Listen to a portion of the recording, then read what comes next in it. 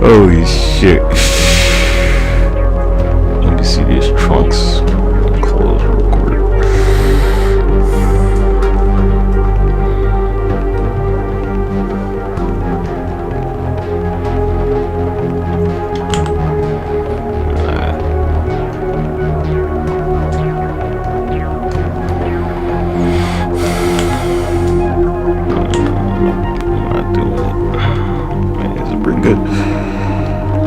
Let's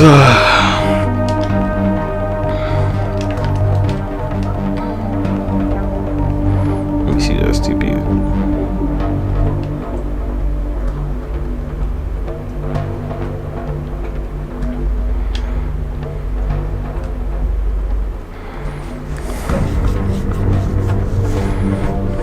It's so expensive.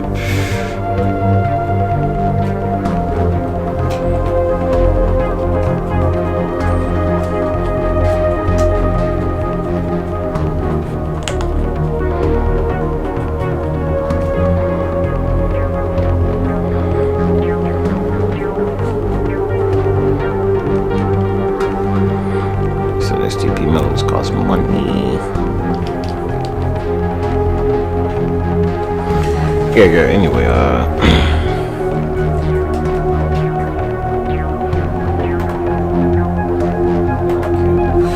we're gonna watch a couple of these.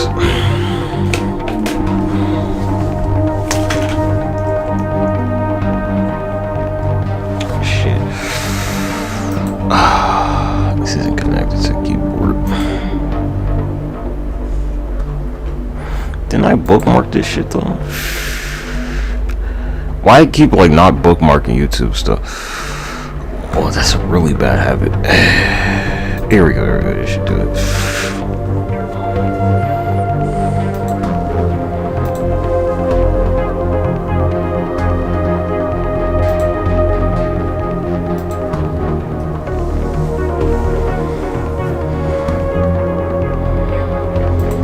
YouTube really is like not safe for kids at all. YouTube is super unsafe for children.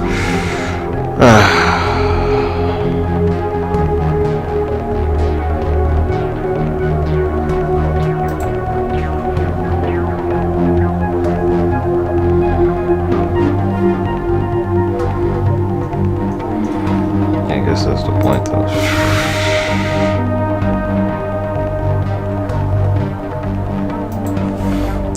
Dragon Ball, I grew up with this shit. This shit ain't for kids, nigga. Anyway,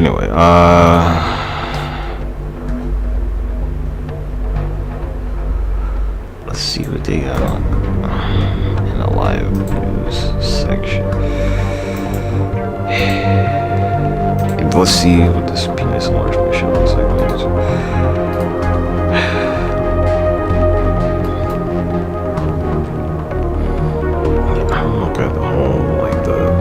Light shit. It's like the ocean. It's like you're not a fish person, girl. You're gonna drown. I don't know how it's common for autistic motherfuckers unless they don't think about like drowning in the fucking ocean. I had one and like, I was like, this is kind of using electricity. If it was solar power, if it could do this shit outside and project it on a house or some shit.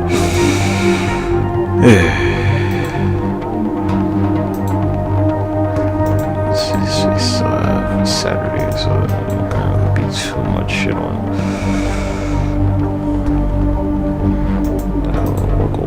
the weather.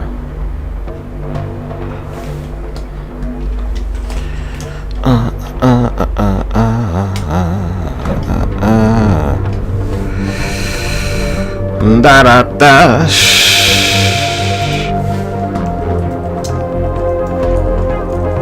We're gonna do like a just, you know, I want to say spectate. We're gonna listen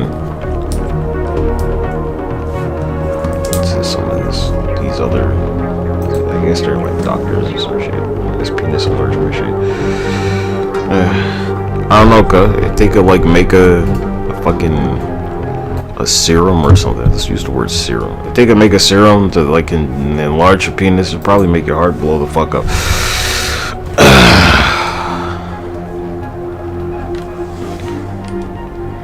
shit would probably kill you.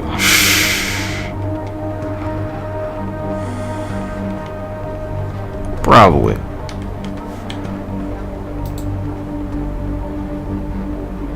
What are you talking about, guys? Like the blood flow that's not natural, right? It's like I mean, it's all about blood flow, and it's not gonna, like, if it could make the tissue grow, I mean, you're probably gonna get cancer or something. What's wrong with you?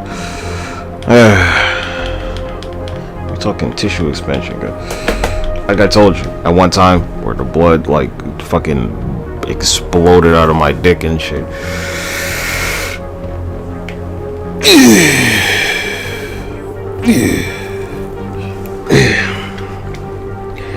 I'll be like, girth is more important. I'm like, you must be gay. Whatever, have fun with a tuna can or some shit.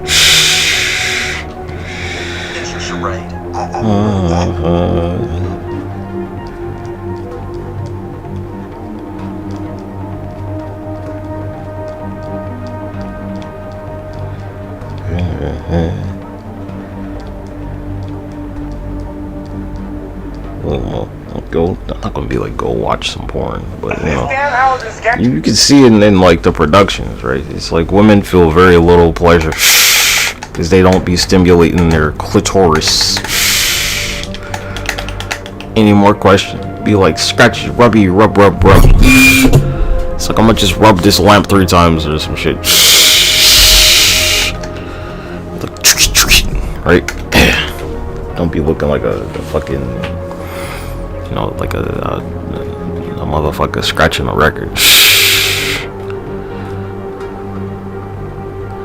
Anyway, let's start with the random Malik.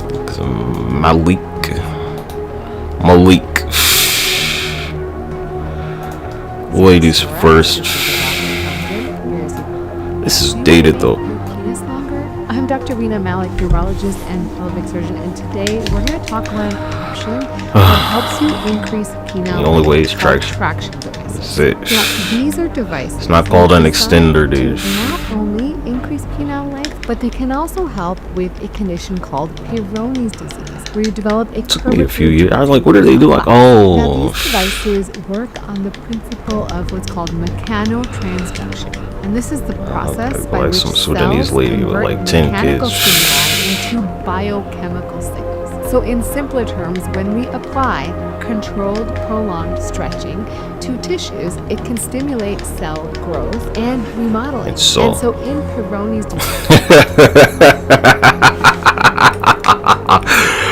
you need a certain amount of traction to facilitate the growth, guys.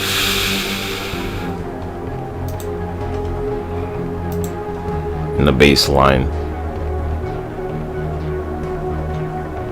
is like 2.5 pounds or something, right? It's really like 2.6 pounds. That's where the baseline begins, 2.6 to like 3 pounds, and you could go over, but I mean, once you hit like 5 pounds, I think you're just doing too much. Right? And so traction is nothing like weightlifting. Weightlifting is contraction. Traction is just stretching, right? We could probably say traction is more like fucking yoga, nigga. Right? It's closer to yoga. It is. If we're going to be like physical, like therapy on a mental, right? So if you can do yoga and stretch your body, not just fucking sit stationary, nigga. You're like, with the stretching part, you should be able to do the traction, no bro. Yeesh. That's the closest thing. It's the closest fucking equivalent, like stretching the body. Cause it's a mental thing, like yoga.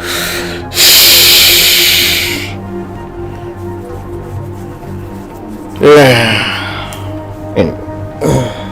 What's another, like, it's therapy, right? So people recommend yoga is like a form of physical therapy, but it's like with mechanical stimuli typically to stretch the body. in what's called the tunica albuginea, or the covering of the erectile tissues. This is actually meant to work by consistent tension, meant to break down the tough scar tissue and promote the growth of healthier, more flexible tissue. Now, the good news is that these are typically cost-effective. They have minimal, pretty well tolerated side effects, things like numbness, potentially pain, and bruising. And if you're using it correctly, those side effects go down quite a bit. Now, in this video, we're going to review 3 different. So it's like you want to increase your girth, because you're probably going to lose some sensitivity. That you're like, I don't know, whatever girth you end up at, right? If you have like a 3-inch or a 4-inch girth, and you get to like a 5 or 6-inch girth, right? It's not going to be as sensitive, because it's just not. You've adapted, probably, right? Your body has adapted. When I first started the traction area, I was like, damn, this shit hurt, and it still hurts like a motherfucker, but it don't hurt as much because I've adapted to the pain. Still hurts like a motherfucker though.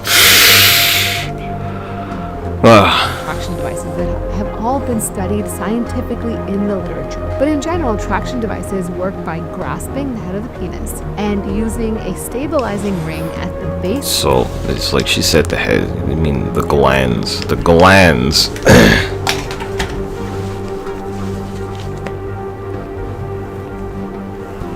As some people call the head.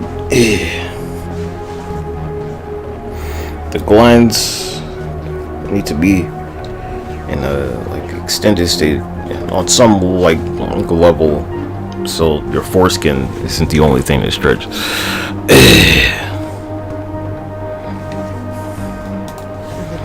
With rods in between, and the penis is then stretched, and the penis is stretched for periods of time, and the length at which you're stretching essentially creates the force, and that's gradually increased over time. Now, traction protocols are really variable, but typically they require several hours of wear over weeks and months. Here's how it goes. Here's the discrepancy, right? Like doctors, they're not scientists, right? Traction is not like the fucking exclusively medical method of doing this shit. It's a scientific method where the pro extender system, which is a PTT, a penile traction therapy device. It specifically says no medical supervision required. Like, you don't need to talk to a doctor about this shit. Anyone can go buy this shit and put it on. Specifically states it. It is not a like exclusively medical device in any context. Now, can a doctor like make a traction device? Yes, they can. Is it going to be a medical device if the doctor made it and sold it? Like, so maybe.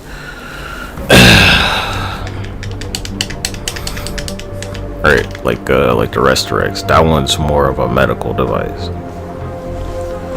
The pro extender system, no. You don't need medical supervision. This is a clear disclaimer. However, one of the devices we're going to talk about has been studied to work in as little as 2 sessions of 30 minutes. Because, you know, beta males want to hear from beta males, because they don't want to hear from a man. Exactly. This is why like steroid guys, they're popular, not strong men.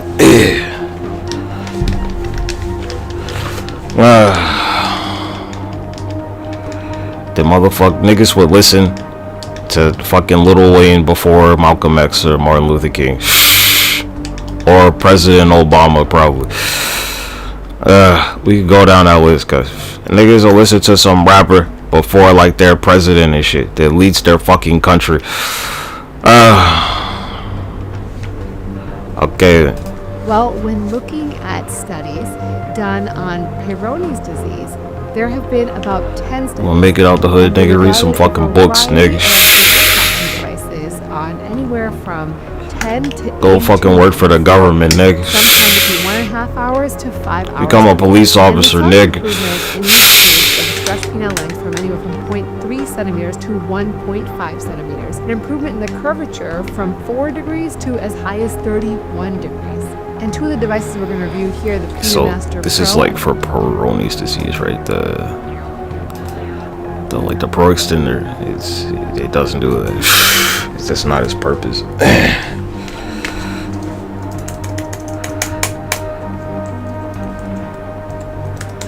Like, I'm totally separate from the Xenoverse community, nigga. That's the whole point. Don't nobody watch my videos, and I don't fuck with none of them niggas. As we've established, I don't associate with none of them. Why you think I like remain separated and detached from all of this shit? Achieve enlightenment. Your attachments weigh you down.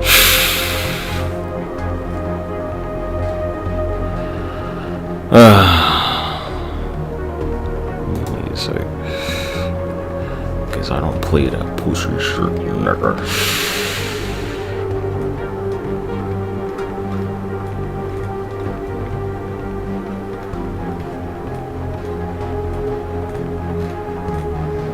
Da na na na na na na na da da.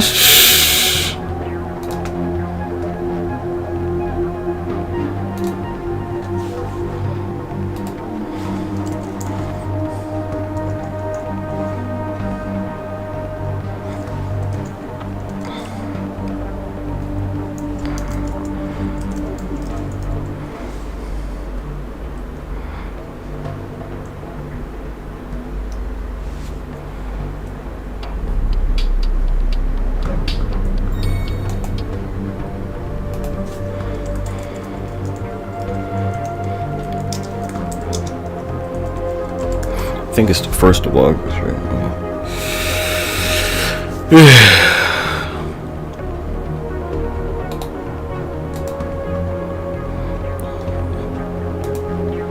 Oh well, nigga, I still got Twitch, bitch. Sorry.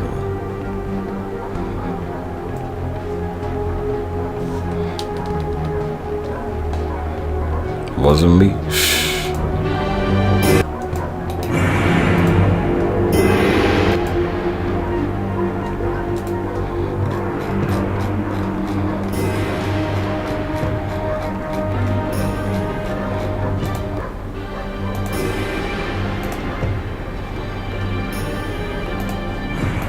RexParadox showed the best outcomes in terms of treating Peyronie's disease. Now, in terms of looking at penile length, so guys who have normal penises, no scar tissue, there have been 3 major studies, and they use one of the devices we're going to look at today called the Andropenis, and one called the Golden XL. Now, they studied a total of 88 patients over these 3 studies and saw an increase in stretched penile length, which is essentially a surrogate of erect length, of 1.3 to 1.7 centimeters. And they used the device in these studies for up to 6 hours a day for 6 months. And one of the studies even followed patients up to 1 year, meaning they used the device for 6 months and then they stopped. And so they measured them after 6 months. It's like everybody, let's just rush the Canadian border and take that shit over. We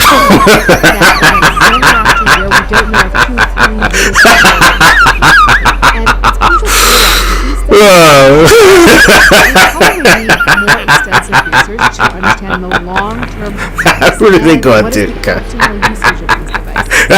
Many studies report issues with patient compliance. Obviously, a long amount of There's also an issue with cost and availability. Now with the advent of the internet, you can usually get them. So we're here to fight the forest fire or whatever the fuck. They may be too costly. And again, as I mentioned, the quality of evidence is not really high quality, but certainly there is evidence to support their role. And as I mentioned, the side effects are generally low, particularly if you're using them as suggested. All right, let's start off with the Andropenis. And so now, I can't speak for any of these. As a medical penis enlarger, and it claims to increase length by. There you go, right. The Pro Extender is not a medical enlarger, guys. It's just a like traction therapy device. So it's like, here's the discrepancy right there. Because you're fucking retarded. Because it's Purpley, nigga, not purple. It's L-E, motherfucker, not E-L, dipshit, retard, nigga. Simp lay, not simp L. Retard, remedial, dumb fucking motherfucker. Retard, dipshit, nigga. Alright, what do red and blue make? Purpley. Holly.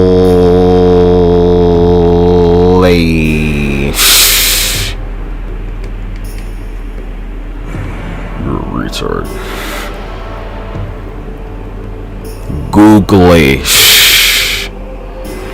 Googly eyes.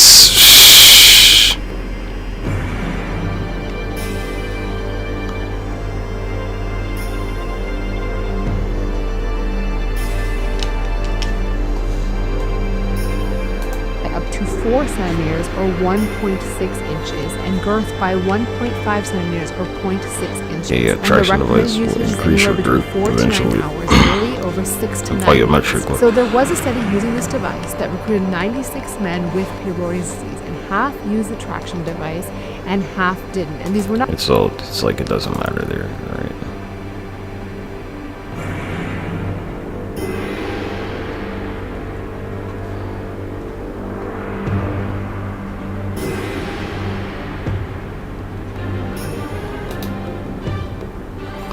Let's do it by this year, okay?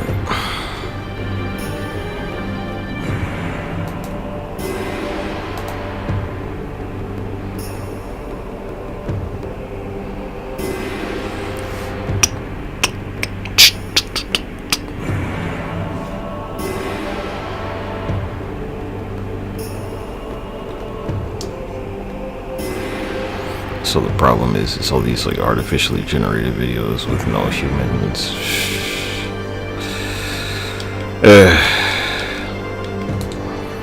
So we can like jump out the traction. It's disgusting.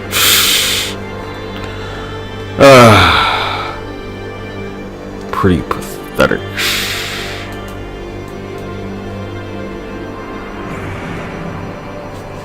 There's a racket cut, right? If YouTube existed, like way back when, they'd be like, yeah, I mean, do we even need to go there?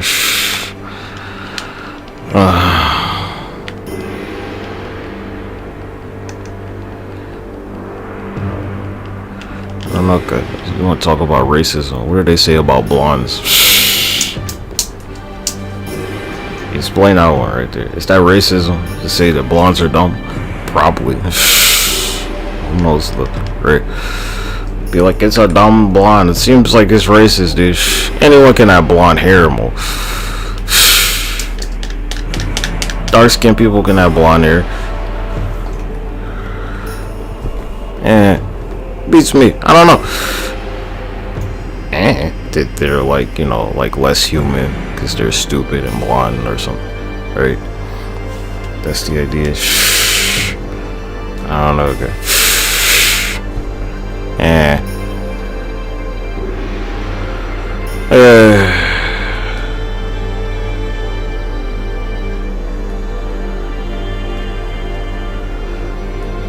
Cause y'all keep, let's go by like the most popular videos, right? Let's just do it like that. We'll go down the line. I'll like, what's the most popular?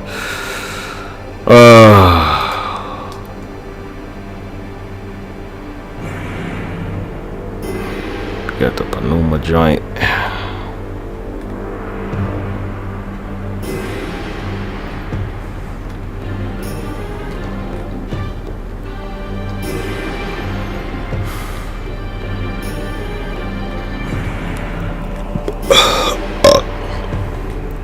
It's another Dr. Taj video, because I don't want to be the most popular motherfucker amongst a bunch of retards like you.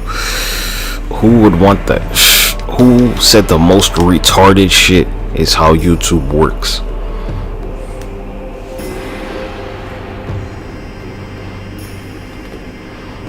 You need to be lobotomized, good. You need to inject something into you to shut your brain down, because you're dangerous to fucking evolution. You exist in a counter-evolutionary manner, good. Your purpose on earth is to make motherfuckers around you retarded.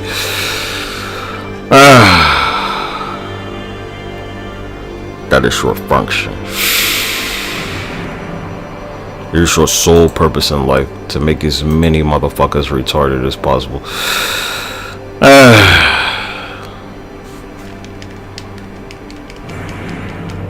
What color do red and blue together make? Say the word for me.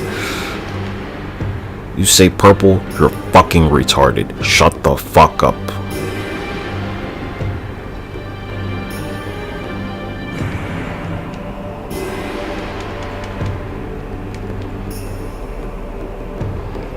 Spell it for me. PURPLE. How the fuck does that make an EL sound?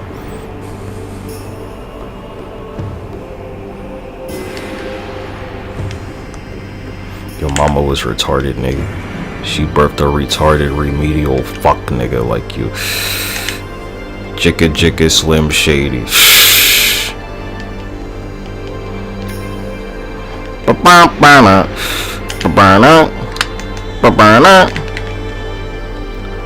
Jicka Jicka Slim Shady.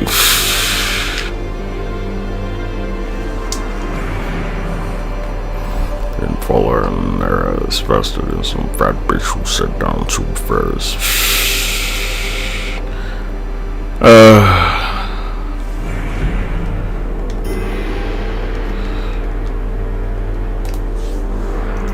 Let's go watch it, like the stupid ass clavicular bullshit.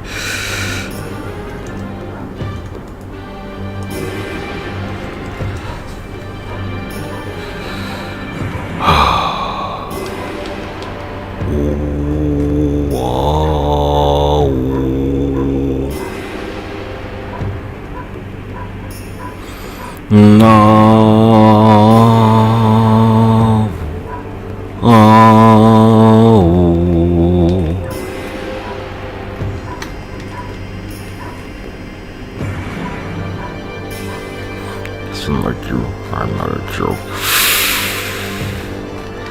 Unlike you, my life is not a joke. Here we go.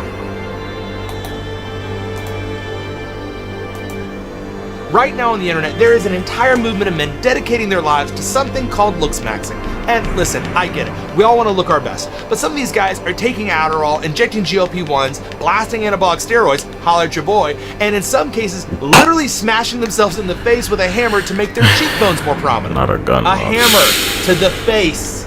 And then there is whatever is going on with these hyoid bone exercises, where guys are literally hanging their heads off the end of a bench and opening their jaws repeatedly. And look, I'm not going to say what it looks like. Like if you've ever seen a certain genre of online videos, exactly. But here's the thing. Most of these guys are doing all of this to become more attractive to women. So why are we messing around with You wish it was for women, nigga. nigga. Just skip to the main event. That's right, folks. Today, we are talking about penis maxing. Now, before we go any further, let me be very clear about something. Your happiness, your personal satisfaction, and your sense of wholeness as a human being are not found in the dimensions of your junk. They're just not. And believe it or not, maxing your equipment is highly unlikely to make you more popular with the opposite sex. However, there is a staggering amount of interest. It's not my fault you're inadequate, nigga. As a board-certified urologist and keep trying to, you know, skip doing hard work, operates on this organ for a living, I felt it no, was my duty. Motherfuckers busted their ass in college for years to get that fucking degree, nigga. You thought you was gonna cut the line and shit? What's wrong with you?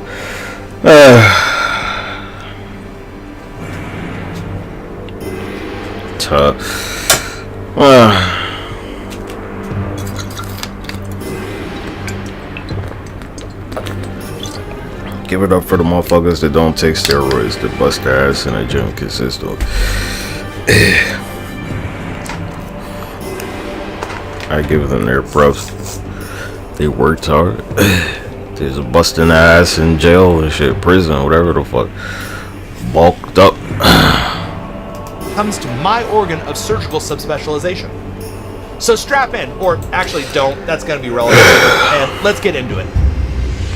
Okay, before we can talk about optimizing anything, we need a quick crash course in penile anatomy. Because if you don't know what you're working with, you have no business trying to upgrade it. The penis is made up of 3 cylindrical bodies of tissue. On top, the dorsal side, you've got the 2 corpora cavernosa. These are the main event for erections. They're composed of spongioerectile tissue surrounded by a tough fiber sheath called the tunica albuginea. Do I have my fucking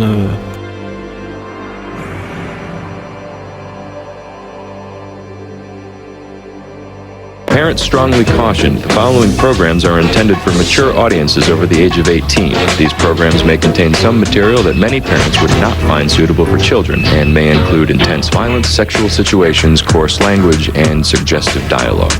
If you come in here, please, quickly. Anyone want to go?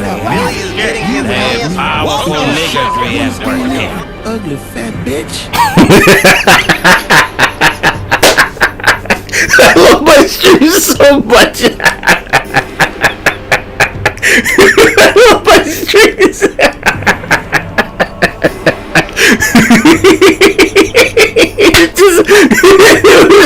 It's flawless, boy.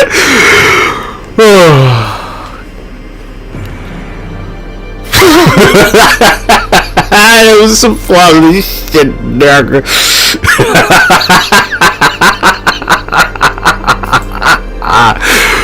Oh my gosh. Can we do that again? No, we can't.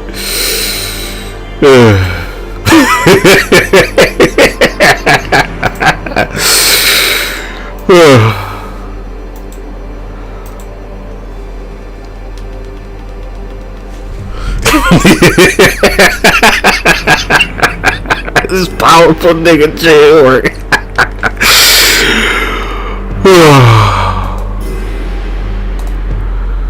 You all testicles and no shaft. Oh, yeah. What happened to your shaft? There's powerful niggery at work here.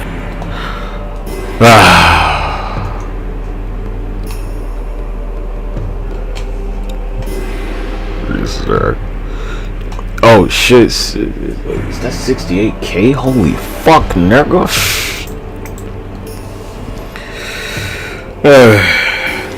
I'm not getting that traffic shit.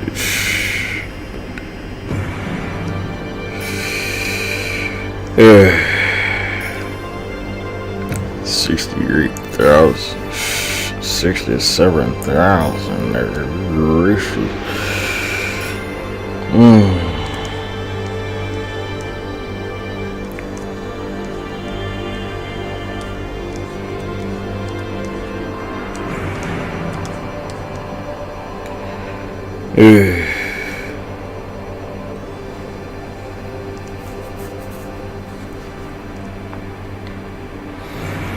I love this streaming shit.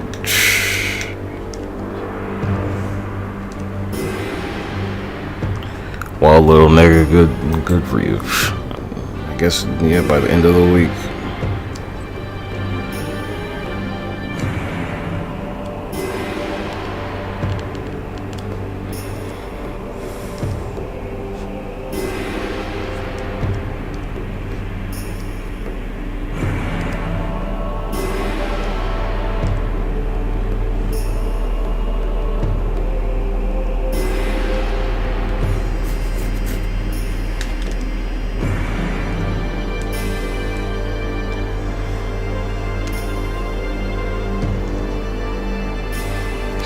SAVEQ.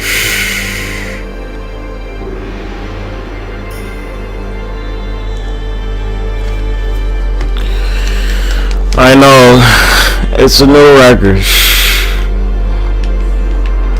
If you just get your fucking fan club. Anyway, what were we watching?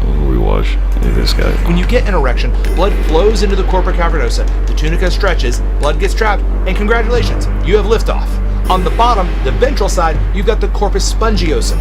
This guy surrounds and protects the urethra, which is the tube you urinate and ejaculate through. You do not want to mess with this one. I cannot stress this enough. Believe it or not, I am not looking for more business here, people. And at the tip, the corpus spongiosum expands into the glans penis, the head. It's loaded with nerve endings and is responsible for a lot of the sensation during sexual activity. Okay, so that's the playbook. 2 cavernosa on top for erections, 1 spongiosum on the bottom protects the plumbing, and the glans up front running sensory operations. Got it? Good. Now, let's talk about making it bigger, because apparently that's what the internet wants, and literally every man that's ever lived. Alright, penile lengthening, the holy grail of the looks-maxing adjacent male internet. Now, the penis is soft tissue, not bone, hardy har har, so one would think that gradual sustained tension could, over time, improve length. And you'd actually be partially right. But let's start with the terrible ideas first, because there are a lot of them. Or increasing size was another one. You think trying to make your bigger? Only when you're young, right? Your penis development stops when you're 16. First terrible idea. Hanging. Yes, there is an entire internet subculture dedicated to literally hanging weights off the penis to stretch it longer. Yeah, and hanging I don't weights care what some is not the anonymous same as Reddit stretch. moderator with a concerning post history tells you. Do not do this. There is 0 peer-reviewed data supporting it, and the potential for neurovascular injury is real. Second bad idea is jelking. This involves repetitively pulling on the penis in either, let's call it, violent fashion, or shall we say, a more sultry approach. Either way, there is no data supporting that jelking produces durable gains in penile length. So what there is data on is that that's false. Dr. Taj will tell you that jelking will make your fucking tissue expand. He'll tell you this shit. Now, some of y'all joke to the point where you like fucking facilitate erectile dysfunction. Saying there's no data. This is like a classic thing that a doctor will do, to say that there's no data when it's like there's plenty data and they just don't want to acknowledge the shit.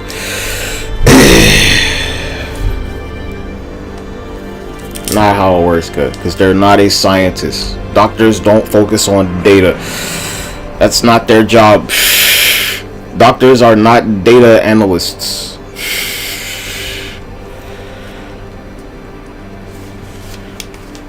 That's false. Hanging and traction are not the same, dude. jelking can cause significant penile injury. A 2015 study in the Journal of Sexual Medicine found that men attempting techniques like jelking reported poor success, and I want to emphasize, poor in the published literature is being generous. Case reports have linked aggressive jelking to Peyronie's disease, penile fracture, and there's medical published literature, and there's like scientific data. And so they'll be like, there's no medical data. There's plenty of scientific data. There could be like some medical thing where like airbags and seatbelts don't prevent motherfuckers from dying in car crashes, right? But it's like out there, like you know, or our doctor would be like, in like 50 years ago, they're like, yeah, you can smoke cigarettes next to your baby. You can hold your baby and smoke cigarettes, no problem. You can smoke cigarettes in the car with your children. They said they're a doctor. Shut the fuck up. You can smoke in the hospital if you feel like it.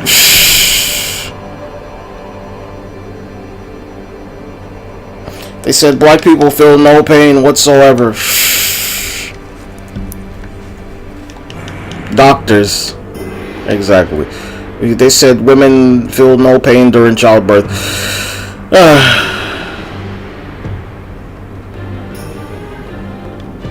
Doctors are like, blondes feel no pain at all. They're fucking like a sack of potatoes. They don't have feelings.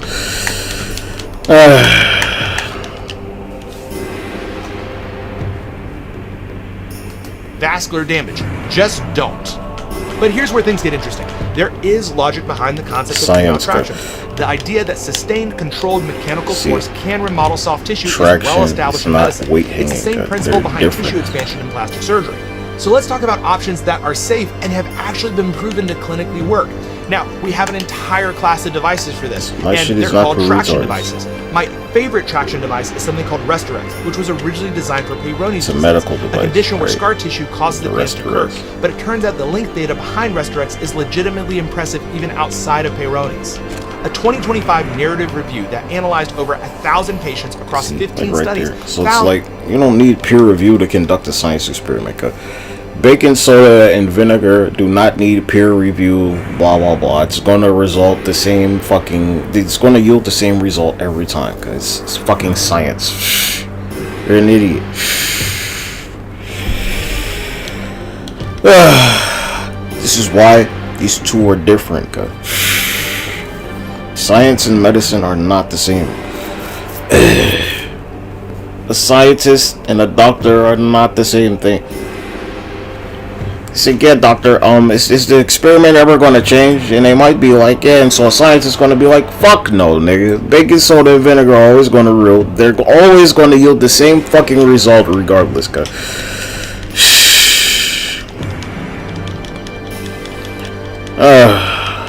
Doesn't need peer review and replicate the science experiment. It's really simple.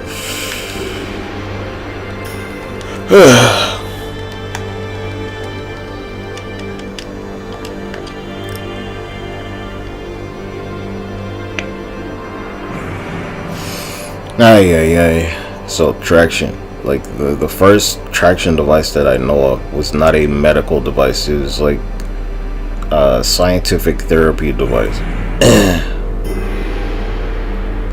The oldest one I know of is the BURU extender system. I think it might be one before it, but I don't know what it's called. Weight hanging and traction are not the same shit, dude.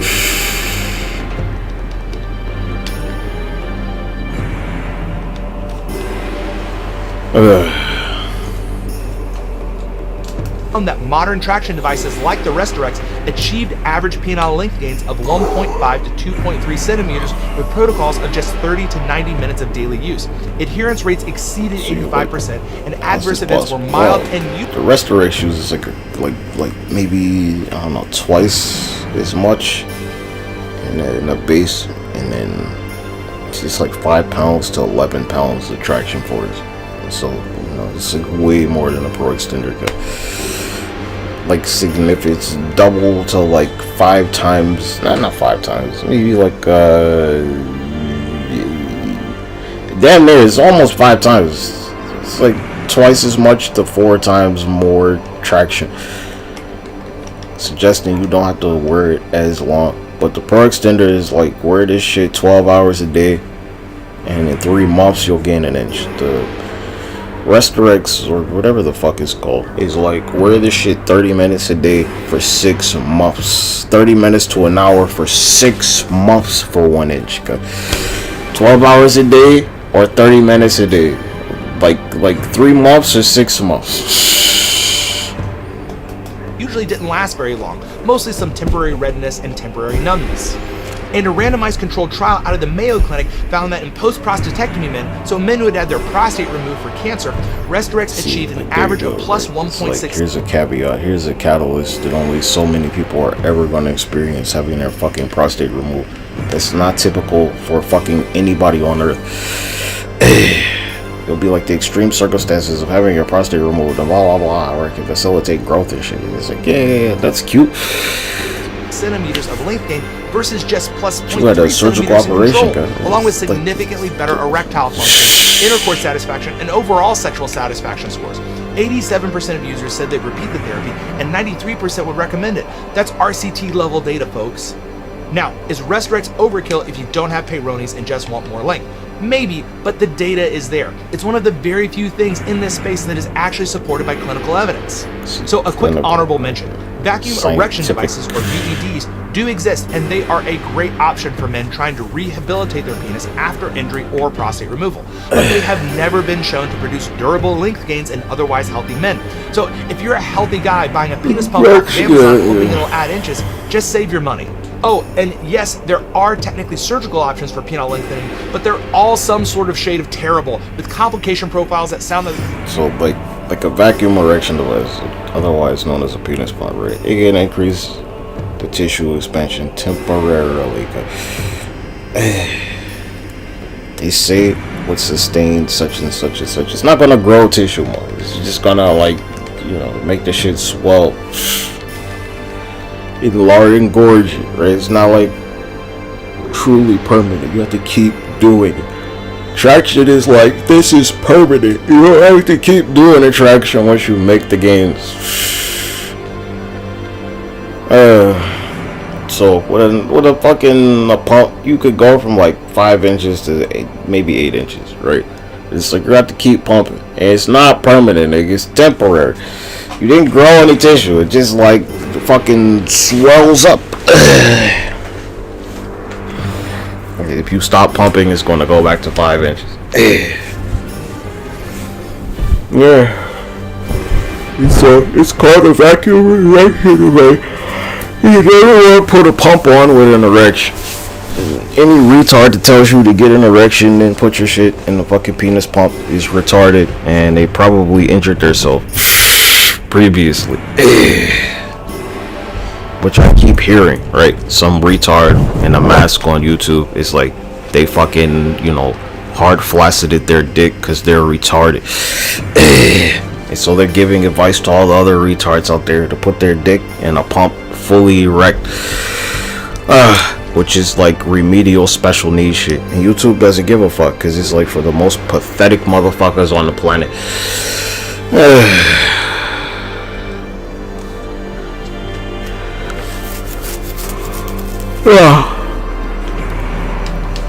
So you keep being a little retard, cuz. Get your little retard hype together and go be retarded together, cuz it's your destiny.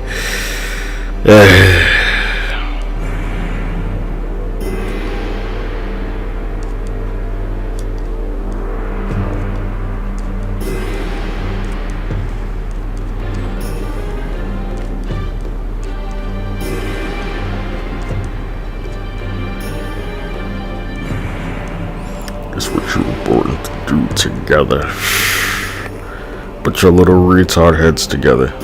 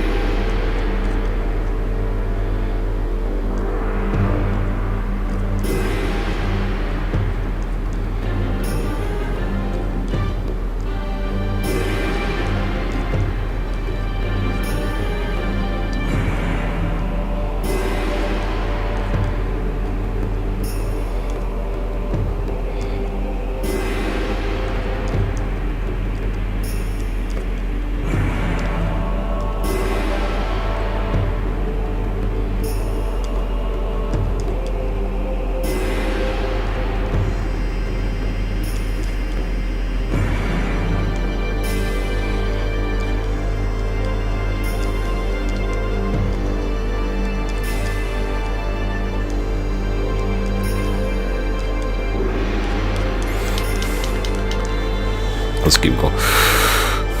They came straight out of a Saw movie. Suspensory ligament release can technically reveal hidden length, but you risk an unstable erection, loss of that natural angle, and scarring that can actually make your penis shorter.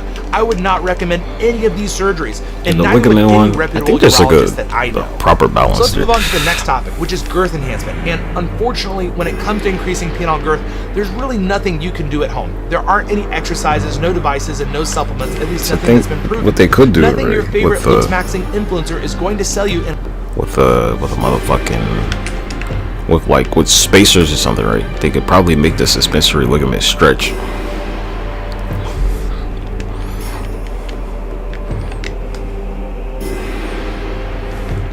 I think there's a way to like mechanically do that to like facilitate the ligament stretching.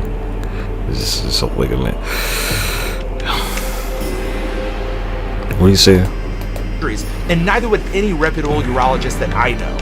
So let's move on to the next topic, which is girth enhancement. And unfortunately, when it comes to increasing penile girth, there's really nothing you can do at home. There aren't any exercises, no devices, and no supplements. You can use a traction device. A traction device will increase your girth eventually. permanently. It's like done the traction, my girth has increased consistently. I used to be at like under 5-inch girth. Now I'm like over 5-inch girth. Flaccid, nigga. I think I was at one point before I started, I was maybe like 5-inch girth, like erect. Now my flaccid is like 5.5. At least nothing that's been proven. Nothing your favorite look So maxing again, influencer right, is going it's to like sell you. the doctors are going. Doctors can lie to you, guys. They don't have to tell the truth, dude. You need to like let this shit go. Where doctors are like, black people feel no pain and blah blah blah. We keep going down that list of shit where doctors have like, you know, the medical community was like, they said childbirth is painless. Then shut your stupid retarded ass the fuck up, right? Stop talking. How about that? When we need a retard like you, we'll like throw you in a volcano.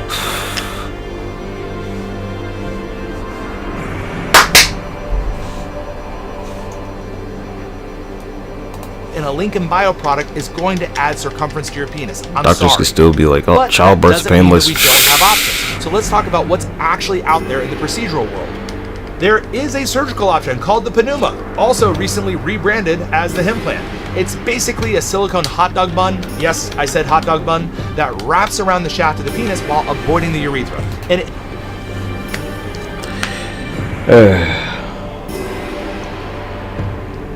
Medical consensus in the past about women that have been overruled in modern medicine. Like, women feel no pain during childbirth.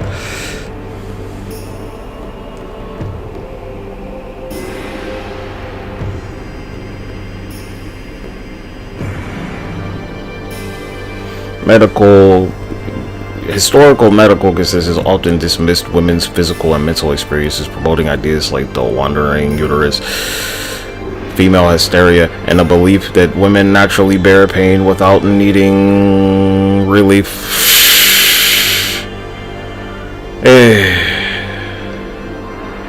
It says ancient and historical medical claimed that women's uterus could move freely around her body, causing physical and emotional illness. Modern science completely rejects this. Modern science Here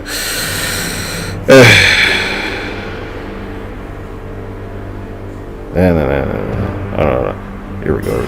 Past consensus is viewed severe pain during menstruation or reproductive procedures, as normal female weakness rather than pathology.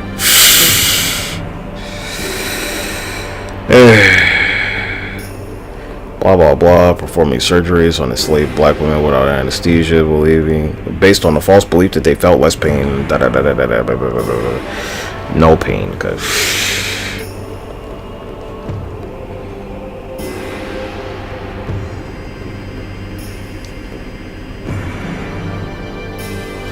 how long did doctors operate under the unified medical ideal that women felt no pain during childbirth, or that it was simply mental and not physical?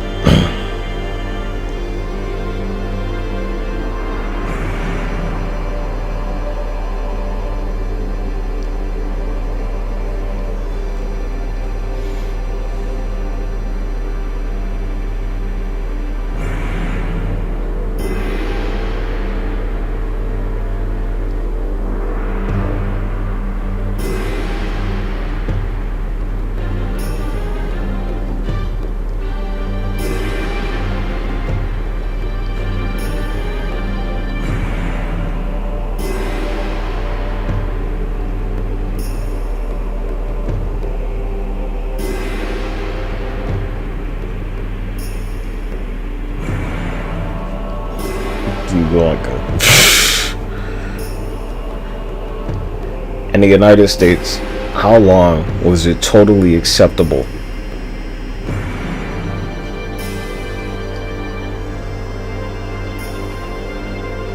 to smoke around babies and in the hospital.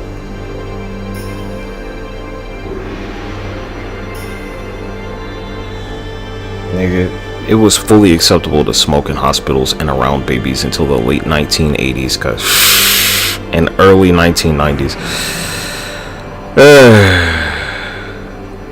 Hospitals did not arrive at the smoke-free rule until 1991 to 1993. So when you were a baby, your parents, if they smoked, they would freely smoke around you while you were a baby. Because when I got here, they was done with that shit. 1994, for this very reason. Hospitals were the 1960s through the 70s. Hospitals routinely provided patients with ashtrays in rooms, including maternity wards. Doctors and nurses frequently smoked at nursing stations and on duty. These are like retroactive fuck you to everyone that got here before me.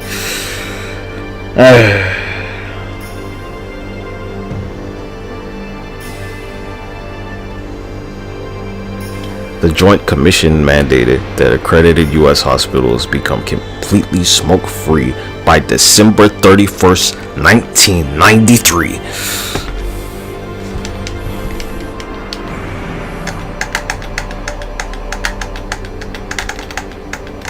Is the ultimate fuck you to every person born before me, nigga.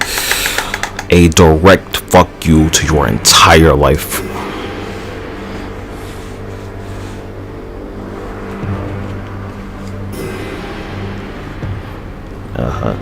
Enjoy that stunted growth you had.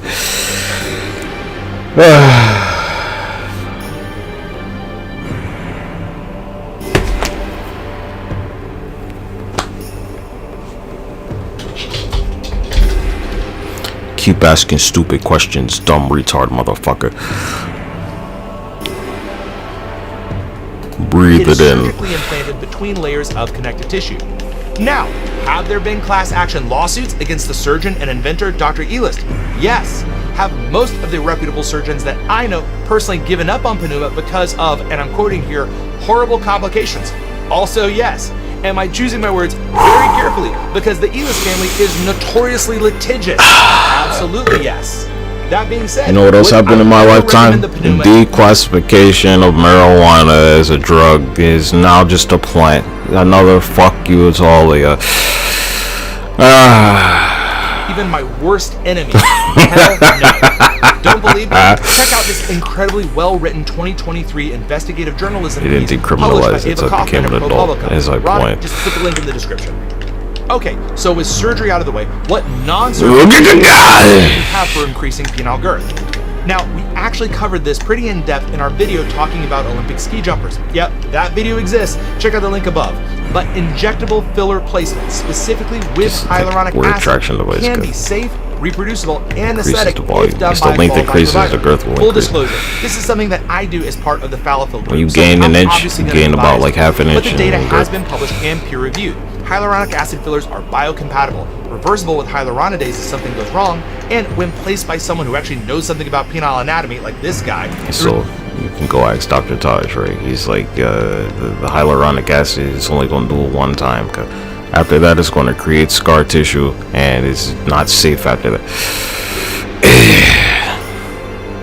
Results can be natural looking and satisfying. It means that whatever is good for your heart is good for your erections. Full stop. The arteries that supply the penis are some of the smallest in the body, which means they're often the first to be affected by vascular disease. In fact, erectile dysfunction is frequently an early warning sign of cardiovascular disease, sometimes showing up 3 to 5 years before a patient's first heart attack. A 2024 meta-analysis analyzing over 27,000 participants found that a combined diet and exercise program significantly reduced the likelihood of ED with an odds ratio of 0.49, essentially cutting patients' risk roughly in half. Diets rich in fruits, vegetables, and nuts were correlated with lower ED risk across the board. So if you're watching this while eating Taco Bell on the couch, no judgment, we've all been there, but understand that your choices are directly affecting your erections. Now, cardio helps erectile function. Managing your lipids helps erectile function. Avoiding diabetes at all costs helps erectile function because diabetes absolutely destroys vascular tissue over time, and the penis is one of its first casualties. Your diet matters. Your activity level matters. Your erections are a report card for your vascular health. Now, as far as supplements go, let's talk about L-citrulline. Here's the deal. What we're actually going for is L-arginine, because L-arginine is a precursor to nitric oxide, which is the molecule that kicks off the entire erection cascade. But the problem is, oral L-arginine has terrible bioavailability. Your gut and liver chew it up before it ever gets to where it needs to go. So instead, enter L-citrulline. Your kidneys convert L-citrulline into L-arginine, effectively bypassing the first pass metabolism issue. A clinical trial found that 1.5 grams per day of L-citrulline improved erection hardness scores from a 3, which is mild ED, to a 4, which is normal in 50% of men compared to only 8.3% in a placebo. Frequency of intercourse also significantly increased. It's not as powerful as a PDE5 inhibitor, but it's over the counter, it's safe, and it's got actual data behind it. Now for the doctory stuff. And look, this may be considered aggressive, but I am a big fan of tadalafil 5 milligrams a day, even in healthy men. Now, you probably know tadalafil as Cialis. I'm not going to tell you to like take any supplements. They're like Cialis can cause erectile dysfunction. It can cause impotence, actually.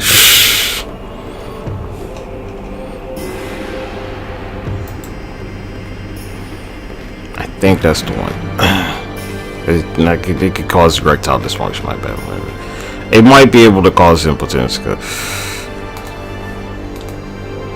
it's a drug. It's not like a natural fucking. But the benefits go way beyond just getting erections. Found in nature. A 2024 study looking at over 29,000 men with ED found that tadalafil exposure was associated with a 19% reduction in major adverse cardiovascular events. That's the composite of cardiovascular death, MI, revascularization, unstable angina, heart failure, and stroke. It makes all of that go down. Men taking tadalafil had a 55% reduction in cardiovascular mortality and a 44% reduction in all-cause mortality. And men in the highest quartile of tadalafil use had a 60% reduction in major adverse cardiac events compared to the lowest quartile. A separate study confirmed these findings, showing tadalafil was independently associated with a 41% decreased risk of major adverse cardiac events and venous thromboembolism in men with lower urinary tract symptoms. And although this hasn't been formally studied long-term, the majority of physicians specializing in erectile dysfunction believe, as do I, that tadalafil may actually help delay the onset of ED due to its mechanism of action. Sustained PDE5 inhibition promotes regular smooth muscle relaxation, oxygenation of erectile tissue, and potentially prevents the fibrotic changes that lead to ED over time. So you're looking at a single daily pill that gives you better erections, protects your heart, reduces stroke risk, and may prevent ED from developing in the first place. That, my friends, is what we in the medical community call a no-brainer, worth a conversation with your doctor at a minimum. And lastly, for this section, we're talking shockwave therapy. Low-intensity extracorporeal shockwave therapy, or LI-ESWT, sits in a really interesting space. It is a legitimate treatment for ED, and a meta-analysis covering 14 studies and 833 patients found that shockwaves significantly improved both sexual health scores and erection hardness scores, with benefits lasting at least 3 months. But, and this is a massive but, it works really best in mild erectile dysfunction or before anything really bad has happened. A separate meta-analysis confirmed that favorable. So this is different, right?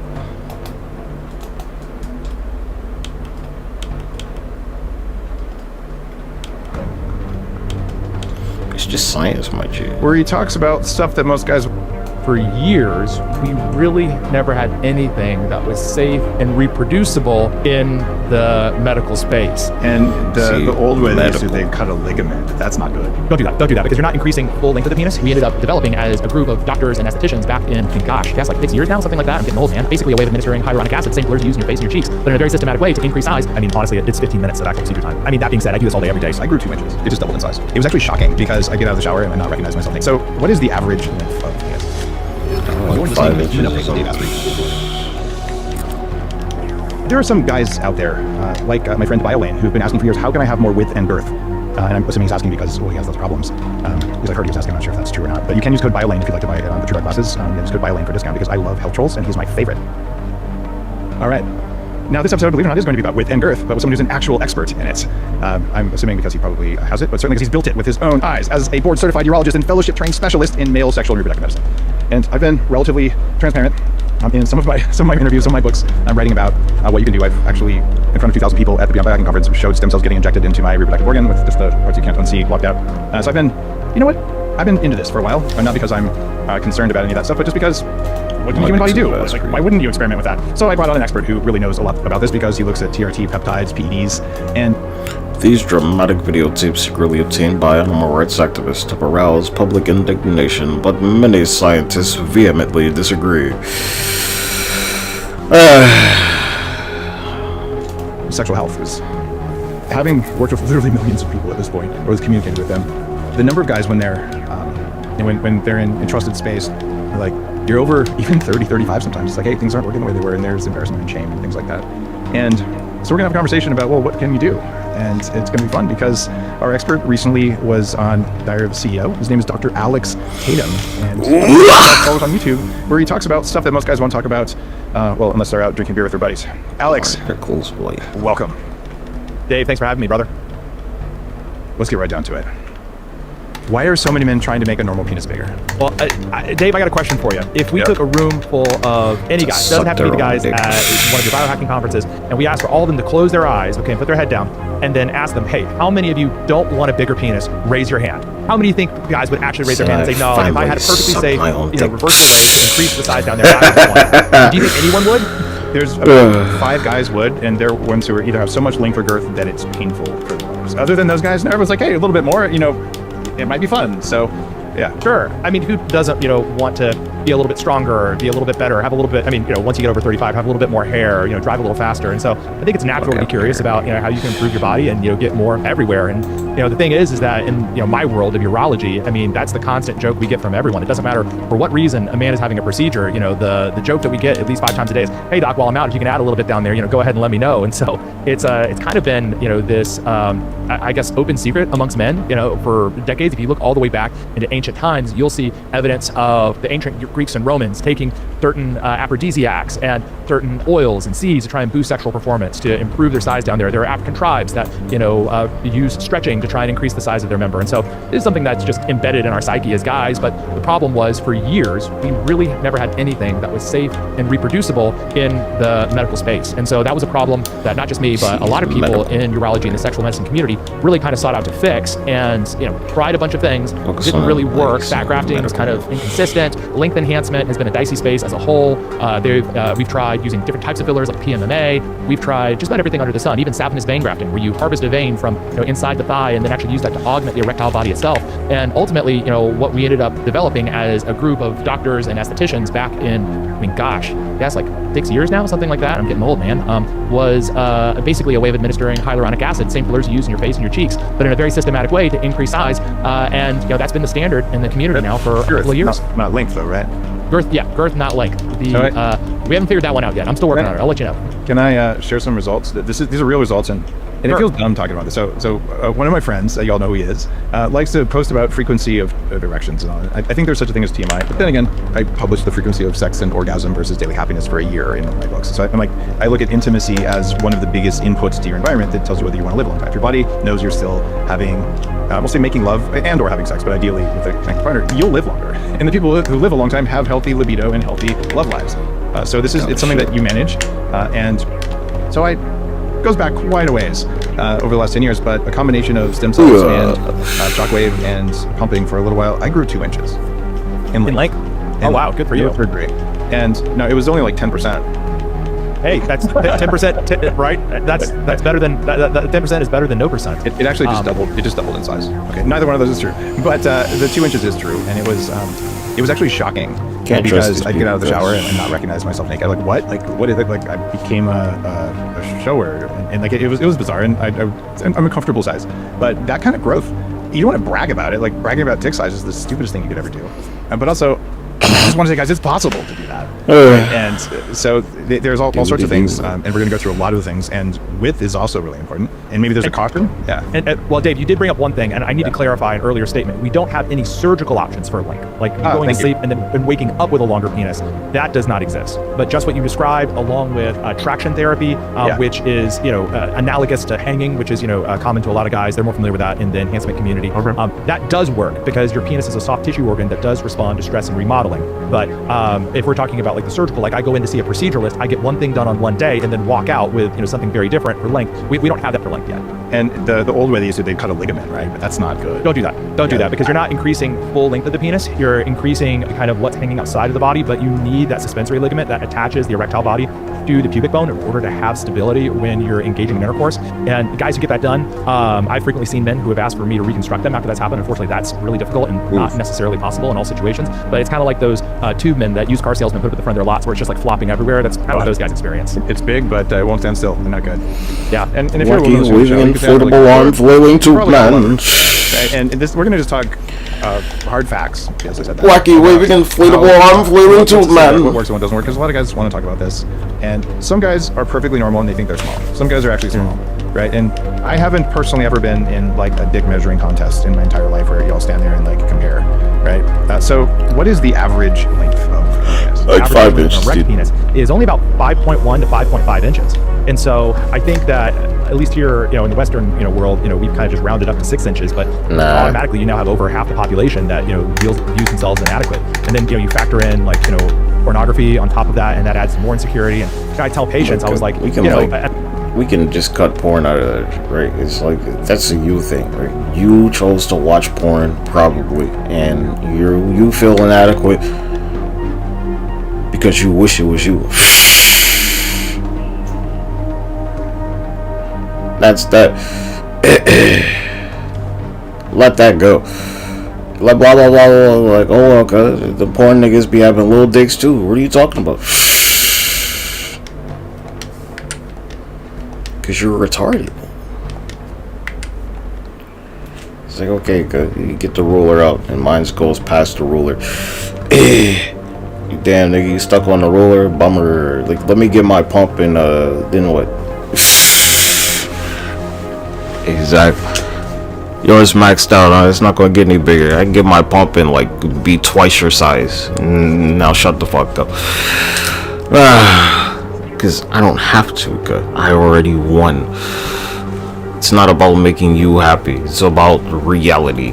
Imagine if you just watched, basketball the entire time, except for that basketball was a measurement of your value as a man. Oh, and by the way, you go ahead and you go out and you shoot some hoops in your driveway, and you're not sinking them like Steph Curry, and all of a sudden you're not a man anymore. Like that's crushing. I mean, who wants to compare themselves to that all the time? Why would you even compare? Like, how does that make sense? How long is Steph Curry gonna make it on the NFL field?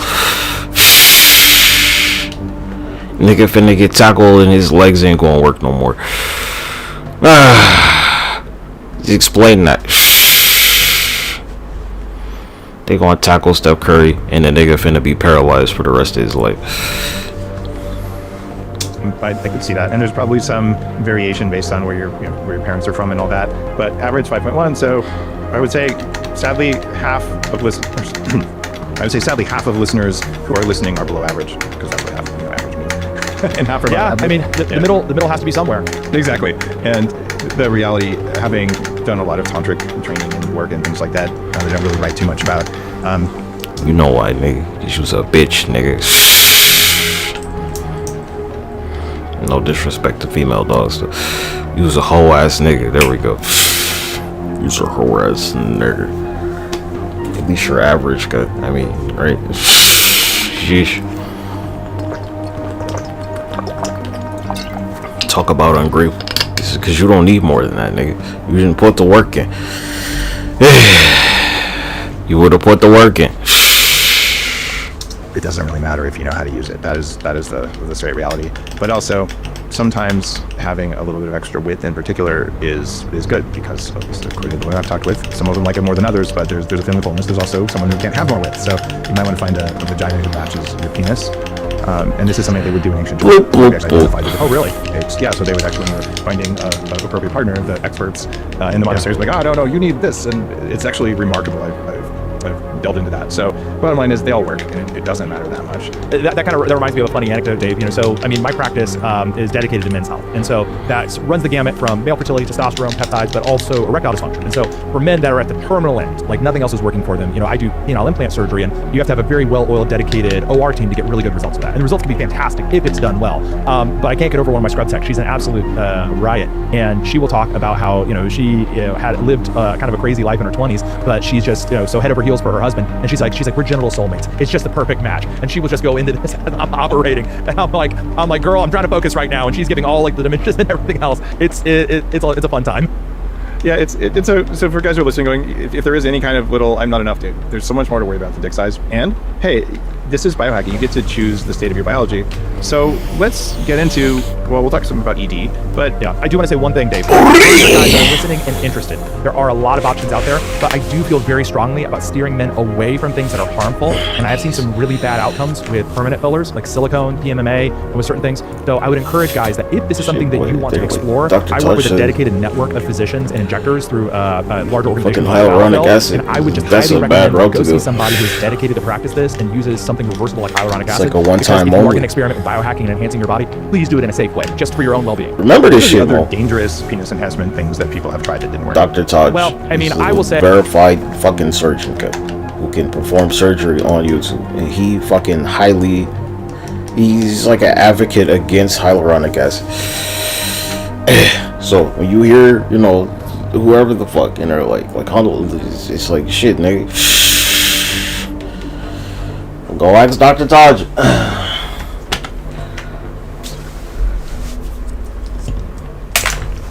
Cause Dr. Taj, his explanation is based in science, cut.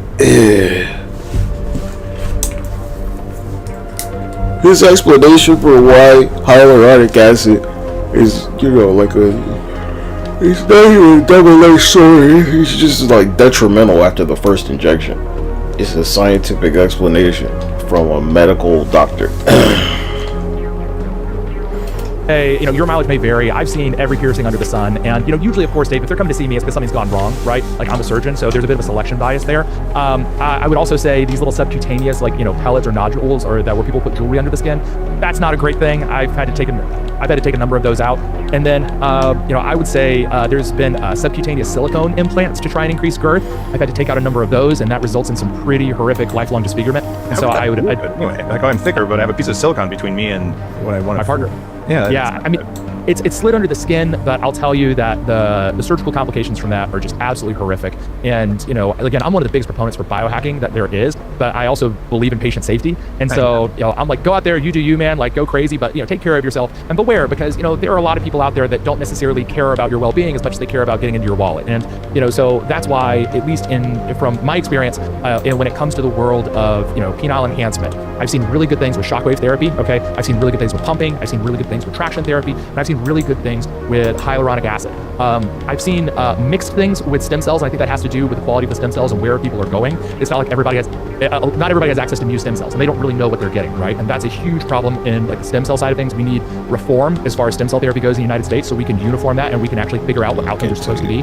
But those are the things that I've seen that have been safe, and that's where I try to steer patients towards, and I try to protect them from the charlatans, the silicone injectors, PMA, stem cells. I don't know, fucking nut in your hand and swallow this shit, nigga.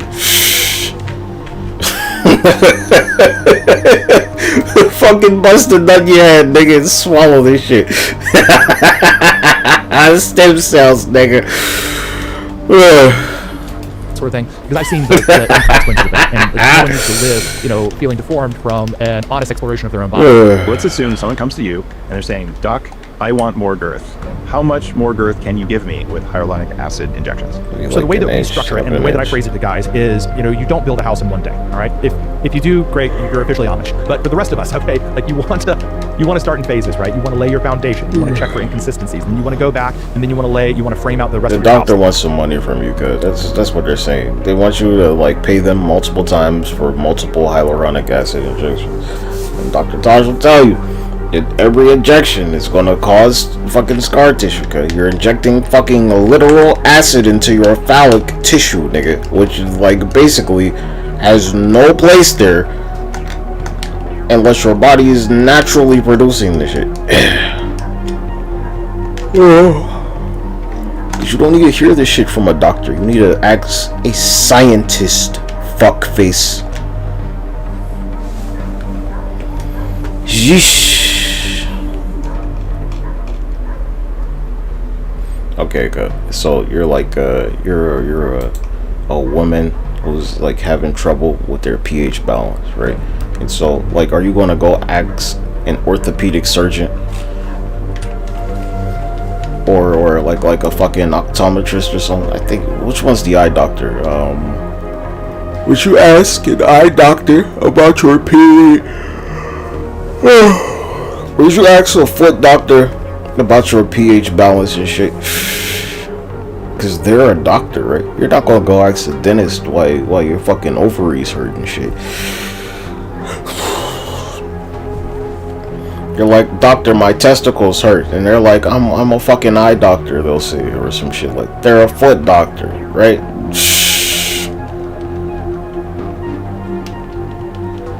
Exactly.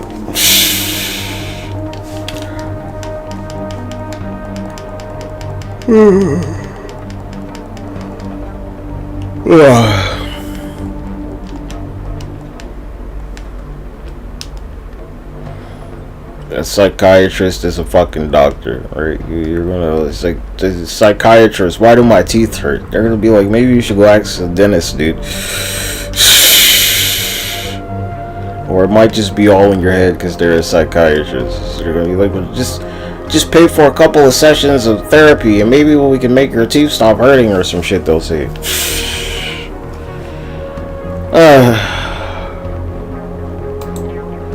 What's wrong with you? Holy shit.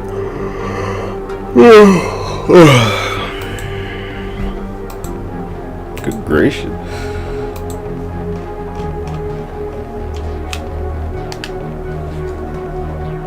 And then you want to put in the drywall. There's phases to this. And so whenever we are talking about treating someone with hyaluronic acid, we're talking about trying to approach this in a systematic fashion where we'll do several treatments where we can gradually add girth and we can see how your body responds to it, because different men can handle a different amount of girth enhancement based on thickness of the tissue. On average, most men can handle a full inch increase in girth, which is usually spread out over about 4 treatments. Dick, it's gonna cause scar tissue to form and shit, because it's literally acid dipshit. It's acidic, nigga.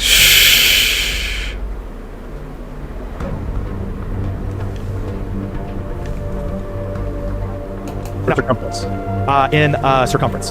Can you reflect the pool, get a lifeguards, we actually go swimming in the motherfucker. Can you just make it like a real swimming pool, nigga? If you're looking at this mathematically. And the running thing that I tell patients is, again, we'll do one treatment at a time. So generally you get about a quarter inch. I say, listen, with one treatment, you'll notice a difference. With 2 treatments, your partner notices a difference. And with 3 treatments and 4, everyone in the locker room notices a difference. Every time you wear shorts. And that gives guys a general idea of what to think of and what to expect. And we will systematically try to evaluate to make sure that we're staying symmetric, that we're staying aesthetic. That's a big priority for us. We're not trying to, just increase girth as a number and then you kind of lose like that normal appearance that we're all used to. Are there risks if you get a bunch of hyaluronic acid injected in your penis? What could go wrong? Well, I will say that I have seen issues from patients who come to see me for second and third opinions.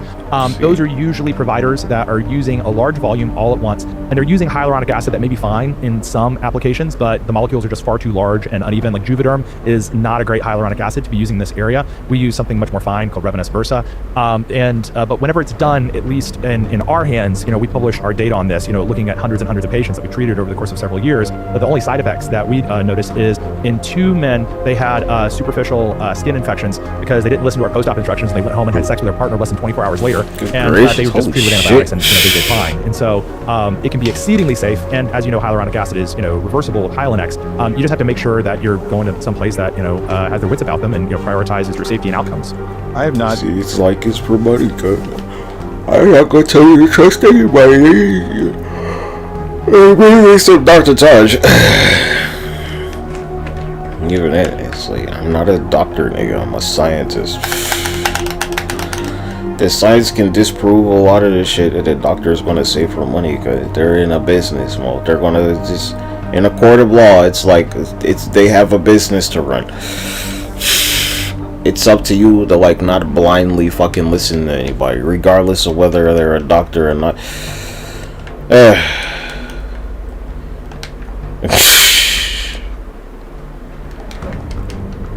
that sometimes when if you like go for surgery, you might decide a contract or something. If you paid them money for a transaction, cause they weren't like going to do it for free.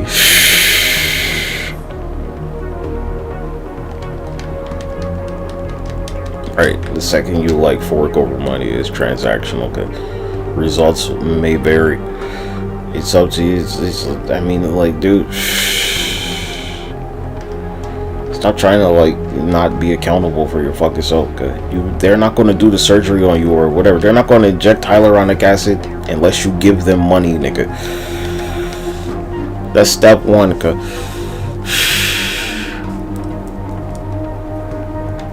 It's not going to be for free. Why would you expect? Good gracious.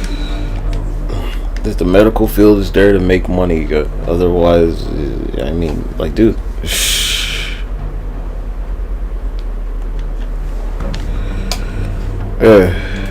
Done a lot of experimenting on girth. I was kind of not expecting or needing the 2 inches, but I'm like, what short falls are so pathetic. You can't blame doctors for that. You can't be mad at doctors that hold a medical degree and license for, you know, like capitalizing on your ignorance. You go get a loan from a bank, you're not like, oh my gosh, there's interest attached to this shit.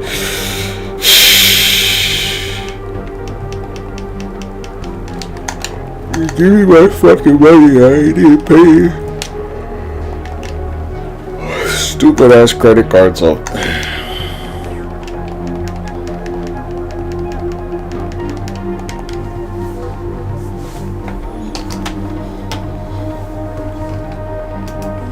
I was down in Mexico for a different procedure, and being me, and the doc's like, hey, I have the top fat injection guy here. Do you want to do it? I'm like, well, I guess I'm here, okay.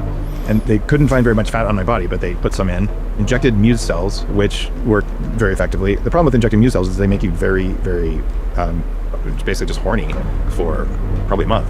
And then sounds like a terrible problem. I get off the operating table and they're like, oh, well, we just injected fat. Don't touch it for a month. I'm like, and you injected, I'm like, guys, like, this is torture. What are you doing here?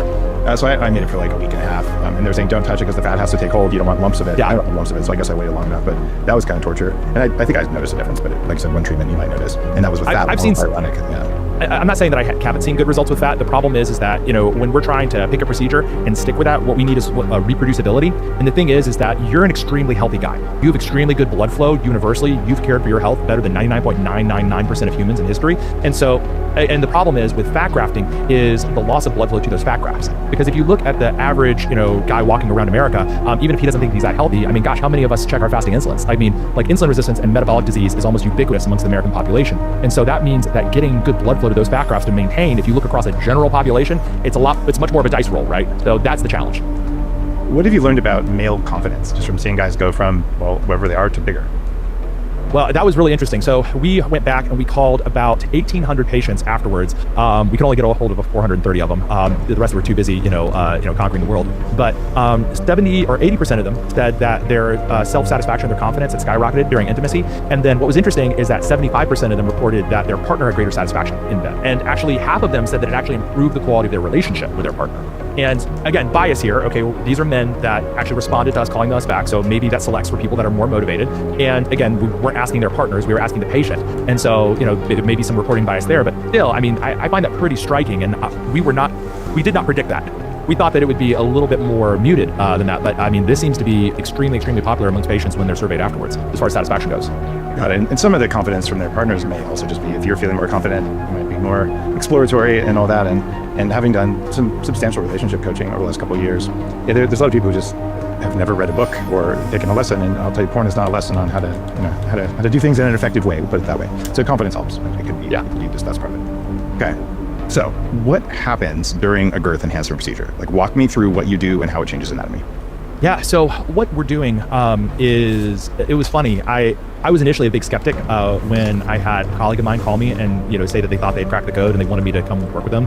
And in reality, once you understand the anatomy of the penis, it all makes perfect sense because your erections, Dave, essentially just two inflatable tubes. Corpora cavernosa start deep in the pelvis, go up the shaft of the penis, and then the corpora cavernosa have a very dense layer of fascia right on top of them called buccal fascia. And then on top of that is another layer of fascia called dartos. And what's interesting is this is one of the unique places in the human body where you have two layers of fascia right on top of each other, but they're not directly interconnected. The dartos fascia slides up and down the penis, which is why your penile skin is so slidey and slippery, and it can stretch, it can accommodate you being flaccid, you having an erection, engaging in penetration. It's all about that interface between dartos and buccal fascia. And so when we're doing a girth enhancement treatment, what we do is we use lidocaine, so just traditional numbing agent, 1% lidocaine, and we very precisely inject that lidocaine into that layer between dartos and buccs, and it's called hydrodissection. So instead of dissecting with scissors, you're just using your fluid to go ahead and expand that space. And then once you expand that space, it becomes a much larger target where we can gradually start to lay down that hyaluronic acid through a couple of access points through the shaft. And what we do is work in a systematic fashion, start laying it down. I liken it to laying down a layer of bricks. Like 11, I wish to have been back in space. Be immune to magic cases of all access crutches and gems, be with me some time trouble, and not just have a more ship mind control. And at the end of the noun, rest paper has rest space and time. And asteroids, molecules, solar voice, solar stars, stars, universes, collective lives, dimensions, collective lives, galaxies, and everything that's I wish for. Date 11, that's my wish for 11.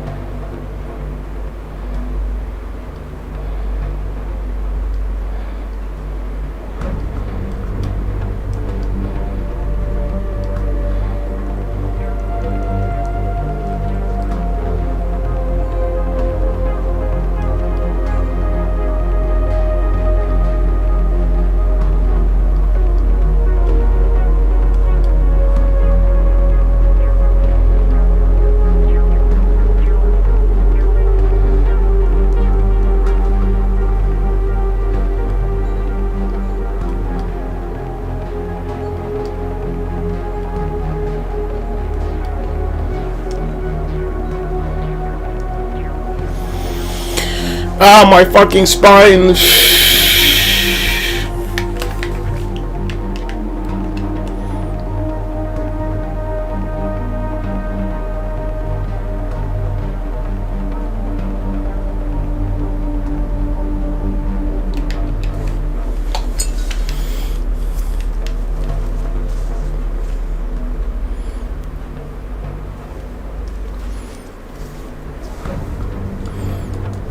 or building a wall, and then after that you examine it, make sure everything looks appropriate. And something that's really important, that we found is actually keeping the patient on penile stretch afterwards. Every wall has studs in it, nigga. Between bedroom penis It's and gonna fall down. and when you go through that, and listen, I live in the middle of Indiana, it gets cold in the winter, so things change. And so what you have to do is you have to keep that penis on stretch during the healing period. We do that through a special compressive garment called sleeve that ends up keeping the penis on stretch. It also provides a little bit of compression, helps that hyaluronic acid settle, and much like with your fat graft, that they said, hey, let the fat heal, we want to let the hyaluronic acid stick and avoid intercourse for at least 10 days because you actually will start to form a little bit of a surgical capsule around the hyaluronic acid, and you can help reduce the risk of migration that way. And so we do that one treatment, check in with guys, talk on the phone, make sure they're healing up all right, and then no intercourse for, in my practice, I generally recommend 10 days, and then we see them back at 3 weeks, and then we can do a subsequent treatment at that time, and then we can wait to see how things settled, and we can just coordinate the subsequent treatments. Okay, that sounds pretty straightforward. And this is in and out, like it takes an hour or something? Oh, not even that. I mean, honestly, it's like 15 minutes of actual procedure time, But I mean, that being said, I do this all day, every day. So, I mean, there's a little bit of bias with that experience. From the patient's perspective, it's an hour in the door and out the door. That billionaire who died, right? He got hyaluronic acid injection. He died from that.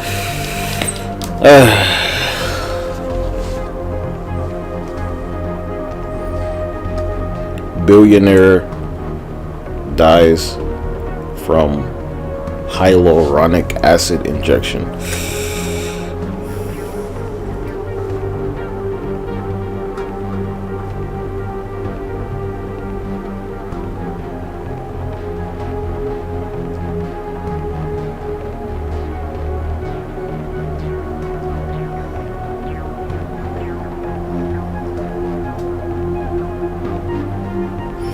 Says he suffered a sudden cardiac arrest while excuse me for my fucking beard gets in my mouth. Suffered a sudden cardiac arrest while undergoing an elective cosmetic girth enhancement procedure involving an injectable substance.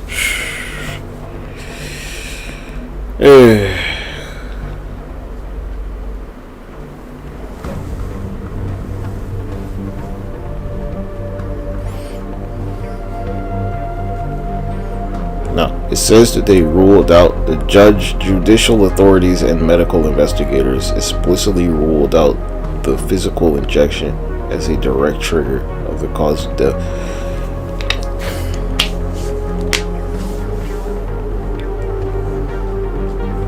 He received a hyaluronic acid injection, correct?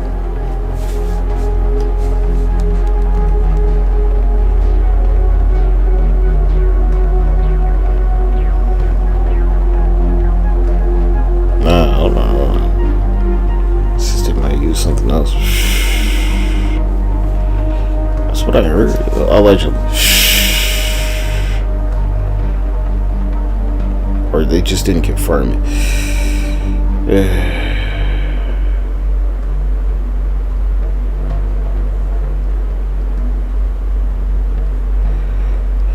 You have to look into it more.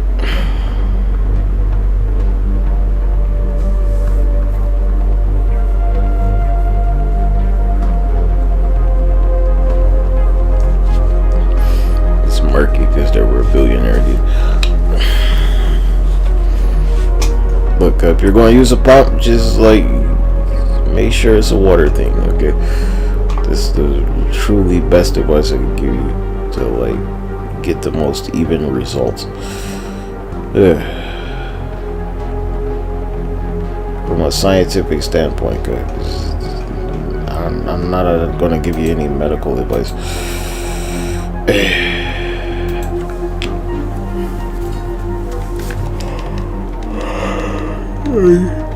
I don't do that. ICE is a medical device, and it's not medical advice, nor is it for purposes of entertainment. Cause this is like on a scientific basis only.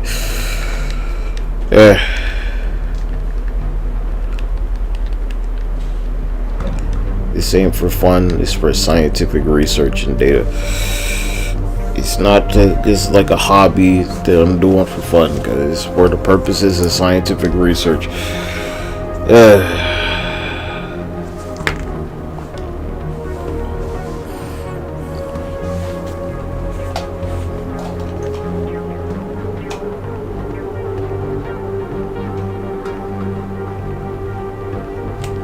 let's get back to it. Actual procedure is very straightforward.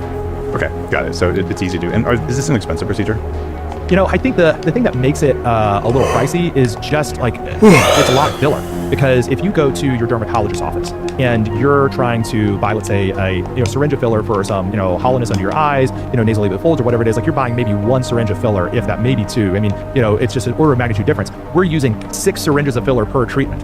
And so the good news is that we are able to get a bulk discount with that. But if you compare that cost of, like, I don't know, let's say let's say a patient goes for gold, like they go for a giant package. Okay, they want a second career in showbiz, if you catch my drift, right? When they pay something like, let's say, $10,000 or $15,000, that sounds like a huge astronomical number. I don't want to downplay that, but go talk to any plastic surgeon about what it costs to get any sort of work done under anesthesia with significant surgical recovery. And I mean, you start to understand, like, oh, wait a second, like this actually makes a lot of sense, because this is something that is non-invasive and can be done in a series of outpatient treatments, and it's not going to risk my body the way that some of those things do, and it's costing much less than even like Marvel got passed around. It's not cheap. And I guess this guys were already big, because if it's big, they need even more filler. I think they got bought by Disney. Disney. Is true. I do tell guys, if we're going to make a difference, okay, we have to make a difference. Gosh, Dave, I got a patient of mine, I kid you not, I've taken care of him for years, and so that means that he's absorbed a lot of the hyaluronic acid, because your body will slowly absorb it, and usually men only need a top off to kind of maintain their goal girth once every 18 months, so it's, it may cost a little bit to get where you want to be, but to maintain it, it's not that bad. And this guy, over a couple of years, because he's so well endowed and he's been enhanced so much, and it looks awesome, I mean, it's just, he's probably had 60, 70 syringes at this point. Like, it's just, holy shit, dude. But it's also like a baby's arm holding an apple. Like, God bless his partner. It was. Why do they gotta compare? It was hilarious because the first time grown men's body parts to are you babies sure you want and this? shit. He's like, absolutely. And I'm like, all right, you're the boss. So there you go. Okay, I guess there are guys like that. I'm not one of them. Too much is never enough. Take it down. Yeah, exactly. I don't know that I want to do that. It seems like a trip on it. But I kid you not, his girlfriend doesn't even come up to my chest. Like, she is this tiny little thing. Matt's not mathin'.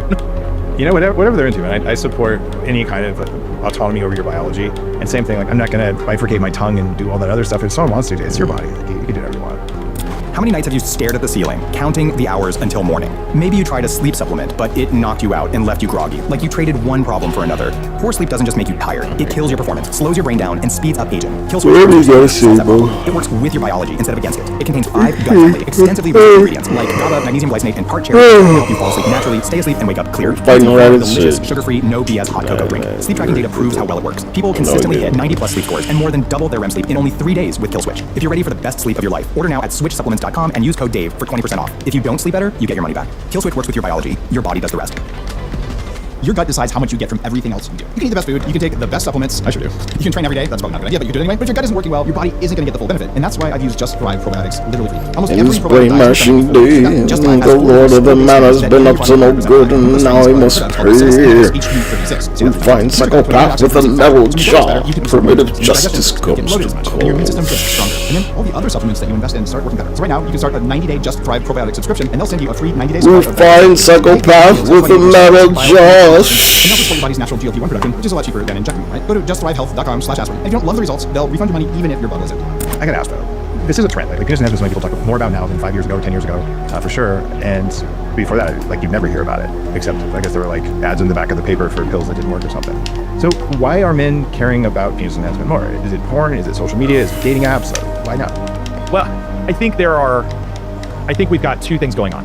I do think that the interest in male enhancement has been underappreciated for a number of years, simply because of social taboos and the fact that we didn't have anything really safe or effective. And I say that because, that joke of patients, like, hey, add a couple inches while you're back there, doc. Like, that's not new. Like, the urologists have been getting that gag, in perpetuity since time memoriam, back in like the 60s, 70s, and 80s, because when the urologists that trained me, who were at the end of their careers when I was going through residency training, they would make jokes about it because patients were always saying it to them. So I think that the advent of these safer options, along with the advent of social media where people can talk about them in the internet, I think that has made people much more comfortable. But I will say that I think that we're getting more men younger interested because of pornography, and also because of dating apps and an increase in the number of sexual partners as a society. And so guys feel like they have to compete in literally every aspect now. And so a lot of what I do as a clinician is counseling, telling patients, like, listen, I can make your penis a little bit bigger, but that's not going to necessarily improve your match rate on Hinge. It's not going to necessarily improve, your success with your sex of choice, when you're out there in the dating scene.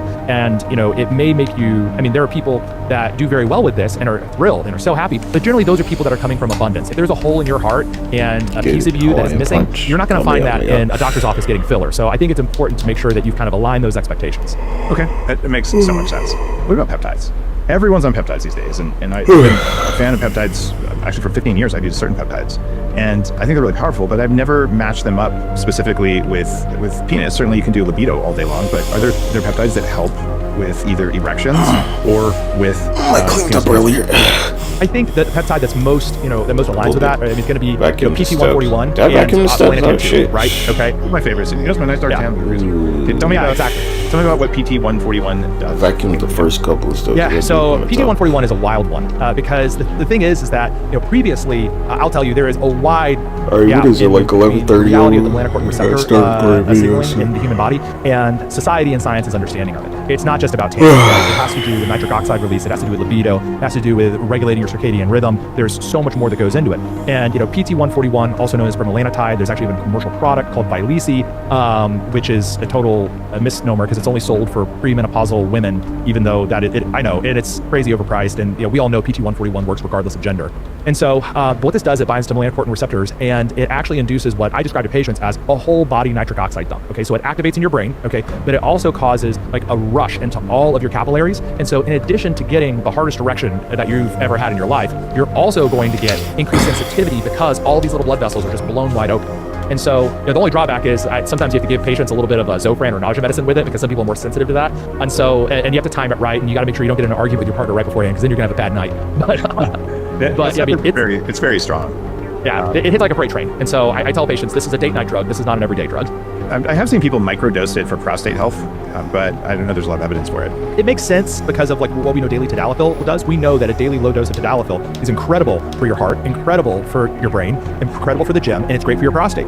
We joke that we just need to go ahead and put it in the water, at least in my specialty. And, it just makes sense that PT141 microdosed is just going to be a more potent version of that, but man, you'd have to dilute the crap out of that. Yeah. And for people who heard you say melanotan has the same side chain PT141, but it also makes you get a little sunlight. So I threw a tanning lines optional tanning party a little while ago where everyone could bring their PT141 and lay out for a half hour in a private space. So you don't have any tan lines because it just takes about a half hour of sun, and then you get a tan there. So then you spend the rest of the season basically with a tan without tan lines. But that's kind of cool. And we may get access to prescription melanotan 2 again come February. We'll see how this hearing at the end of this month goes. But it's interesting to consider that we may get widespread prescription access to these peptides again. God willing. What are some of the other peptides that work for men?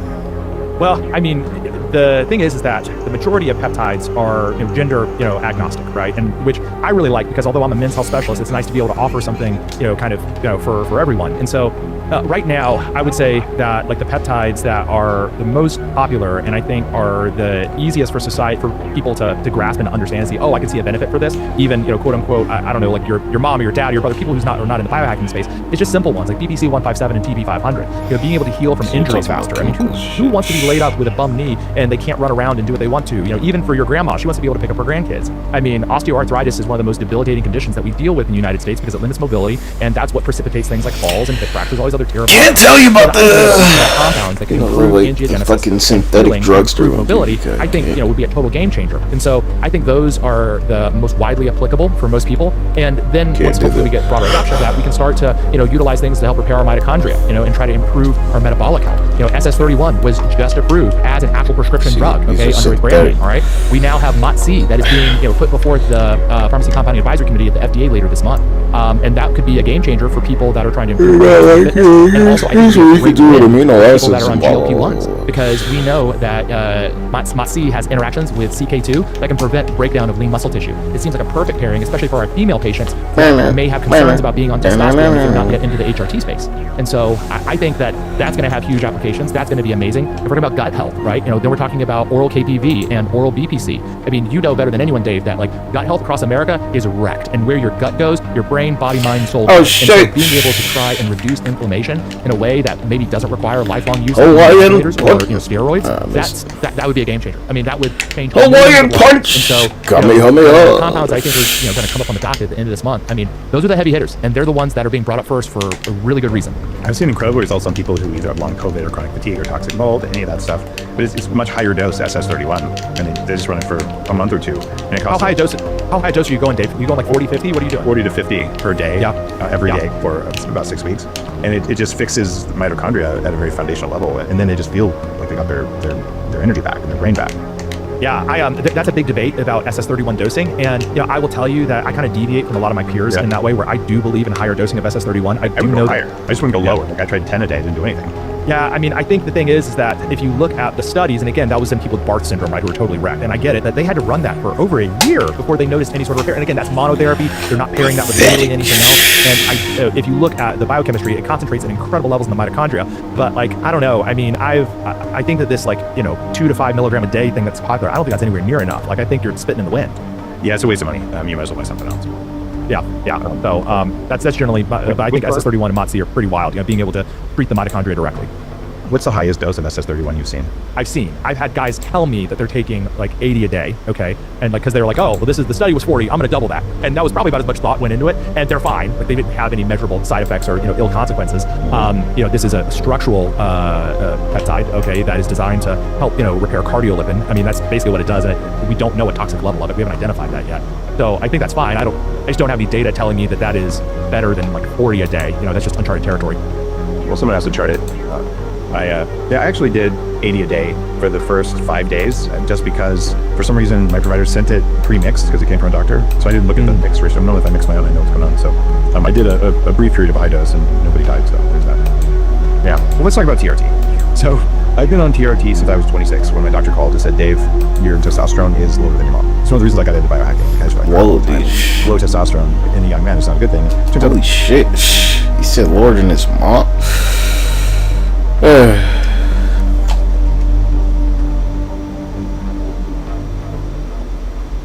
Nigga, that's crazy.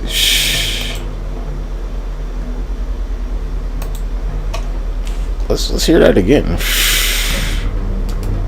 Yeah. So I think that's fine. I just don't have any data telling me that is better than like 40 a day. That's just uncharted territory. Well, someone has to chart it. I actually did 80 a day for the first 5 days, just because for some reason my provider sent it pre-mixed because it came from a doctor. So I didn't look at the mix ratio. I don't know if I mix my own, I know what's going on. So I did a brief period of high dose and nobody died, so there's that. Yeah, well, let's talk about TRT. So I've been on TRT since I was 26 when my doctor called and said, Dave, your testosterone is lower than your mom. It's one of the reasons I got into biohacking. Good gracious, nigga.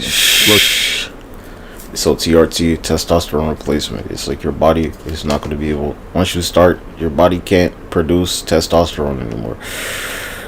As far as I know, that's what I've heard. That's the scientific explanation.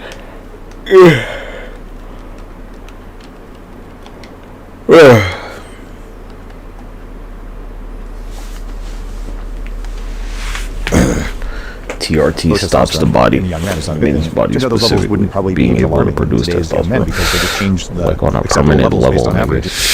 Beats me. I don't know. Maybe you were smoking cigarettes or something. What's up, crashing? What's up, crashing? What's up, flashing? What's up, crashing? It's getting frequent now. They've been waiting for a guy to come and take him by the hand.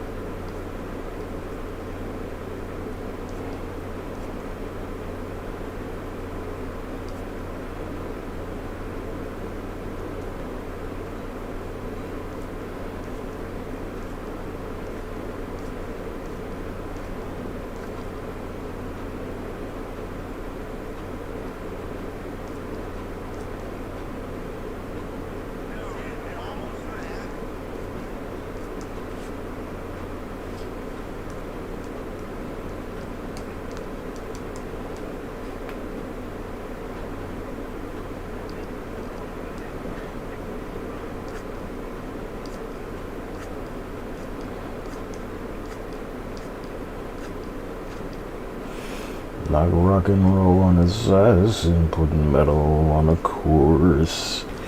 Look, with the fitness shit, I'm just like, do what you can. I can't afford to keep doing fitness videos. Yeah, I wash my clothes and I got money around that shit, nigga. Washing clothes costs money, boy. So I'm finna like go to the pool and do the fitness shit, cause then I don't have to like wash the clothes. I can just jump in the water or something. So I'm gonna start filming them again, but at the pool.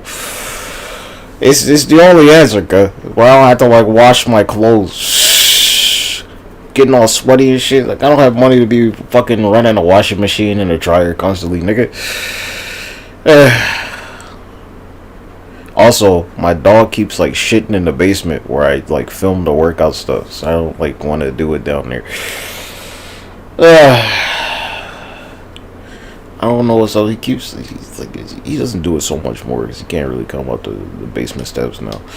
He would like be shitting downstairs in the basement and shit, where I like do my workouts. So I say, ew, it's still like it's like dog shit in the carpet. No matter how much I, scrub the shit. Like, nah, never. And the pool's open Monday through Saturday, so maybe I'll like go Monday.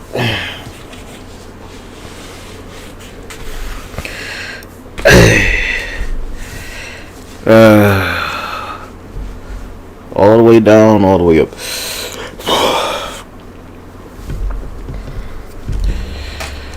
I've always weighed 200 pounds since I've been like 10 years old, nigga. At least since I've been a 10-year-old, I weighed at least like 220 pounds consistently.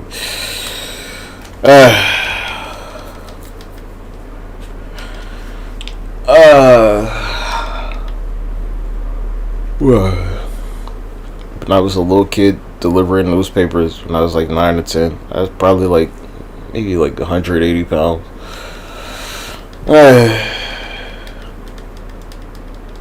Delivering, like 250 newspapers every morning. Not a big deal. How many newspapers did you deliver at like fucking 4 a.m. to 7 a.m., nigga? I'm waiting.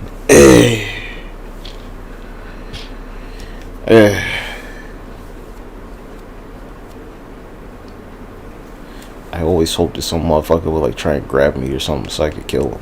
I'm not gonna lie, but I was like, I hope somebody tries to kidnap me so I can, like kill them or something.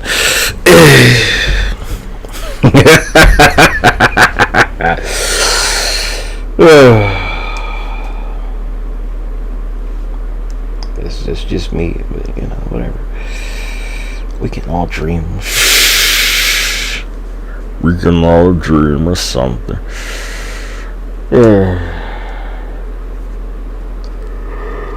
A little nigga can dream.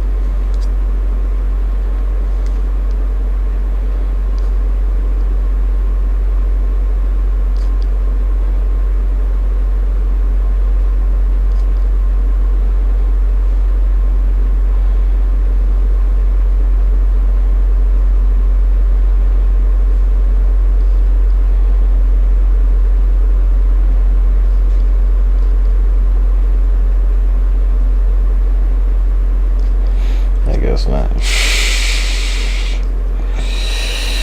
whatever. I can only do this shit at the pool. I can't have sweaty clothes. I might go to the pool today. I don't know. Let me flip this coin. Nah, I have to wait till Monday. So I go to the pool. Here's the problem, right? It's like, yeah, I'm gonna have to make it like another. All right. I'll do like 20 push-ups at the pool on camera. I'll do, cause like I don't have a lot of time, right? You can only. I don't know if YouTube even shows shorts anymore. I don't think they do that. It's just gonna be for me.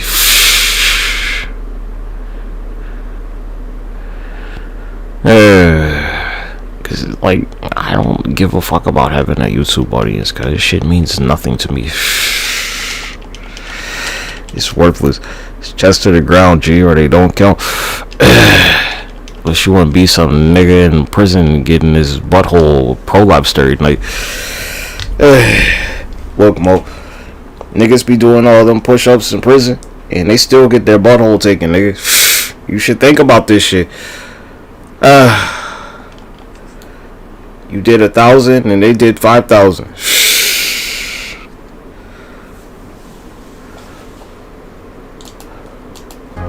Full range of motion, cut.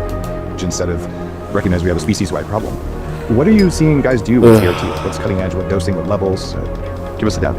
I think that the biggest change is number one, awareness. You know, where guys are true actually for going out and doing endurance, their cut, levels not of check. short bursts of energy. What's fascinating is that guys are not waiting on doctors to get wise. You know, they're getting access to their own testosterone. They're using the telehealth market. They're using the black market to get access and to really manage their TRT on their own. And you know, listen, doctors love to think that we know all that there is. And I Hawaiian punch in the biohacking community, I've seen some incredibly sophisticated regimens. And so, right now, I personally have moved to tiny sub-Q daily dosing, and I have been extremely happy with that for myself. I've been extremely happy with that in my patients. I've also experimented with oral testosterone now that we have oral testosterone on decanoate, and that's a great option to selectively drive down SHBG and to use that with more complex regimens. And so I think that using oral testosterone, the daily microdosing, or instead of just the once a week bolus dosing or once every 2 weeks, trying to cut your dose and do it more frequently. And then also I think there's more openness to using other I'm not gonna lie, I use testosterone boosters because I don't feel like doing all these fucking squats,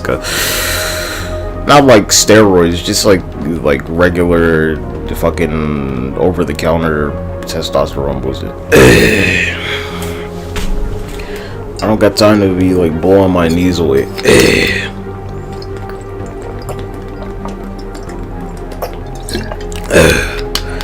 It's not a drug, it's just like fucking like herbs and shit.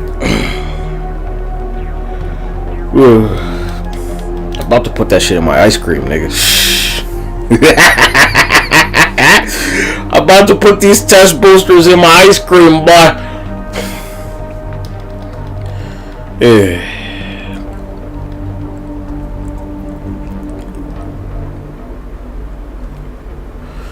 Just to the ground, or it don't count. I can give you a like, I don't give a fuck. There you go.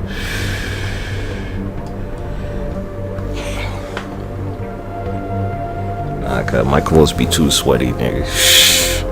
My clothes be like soaking wet, so I gotta go to the pool or something. Then I'll have to wash it. You just like let it, hang out and dry. Oh my gosh. Do I have to shit?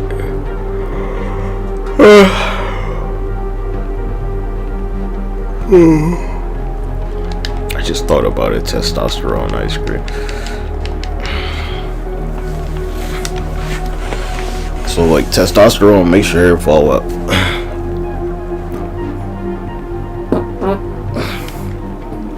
And I've like given up on having a full head of hair. So it's true, cause you got like elevated testosterone, your hair's gonna fall up. It's gonna start thinning. Or that's where like typical male pattern baldness, cause it like blocks the hair follicles. Same thing happens with like older women, right?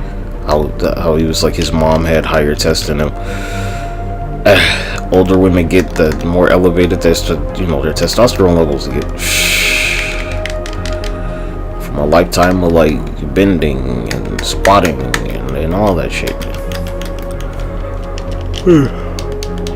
Okay, pick me no back to school shit. I don't gotta get no kids ready to go nowhere.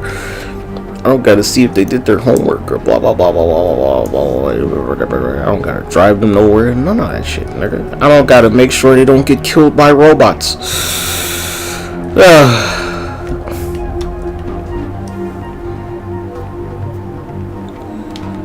Preferably is my number one thing, and I get to smoke all the weed I want if I have it, which I currently don't.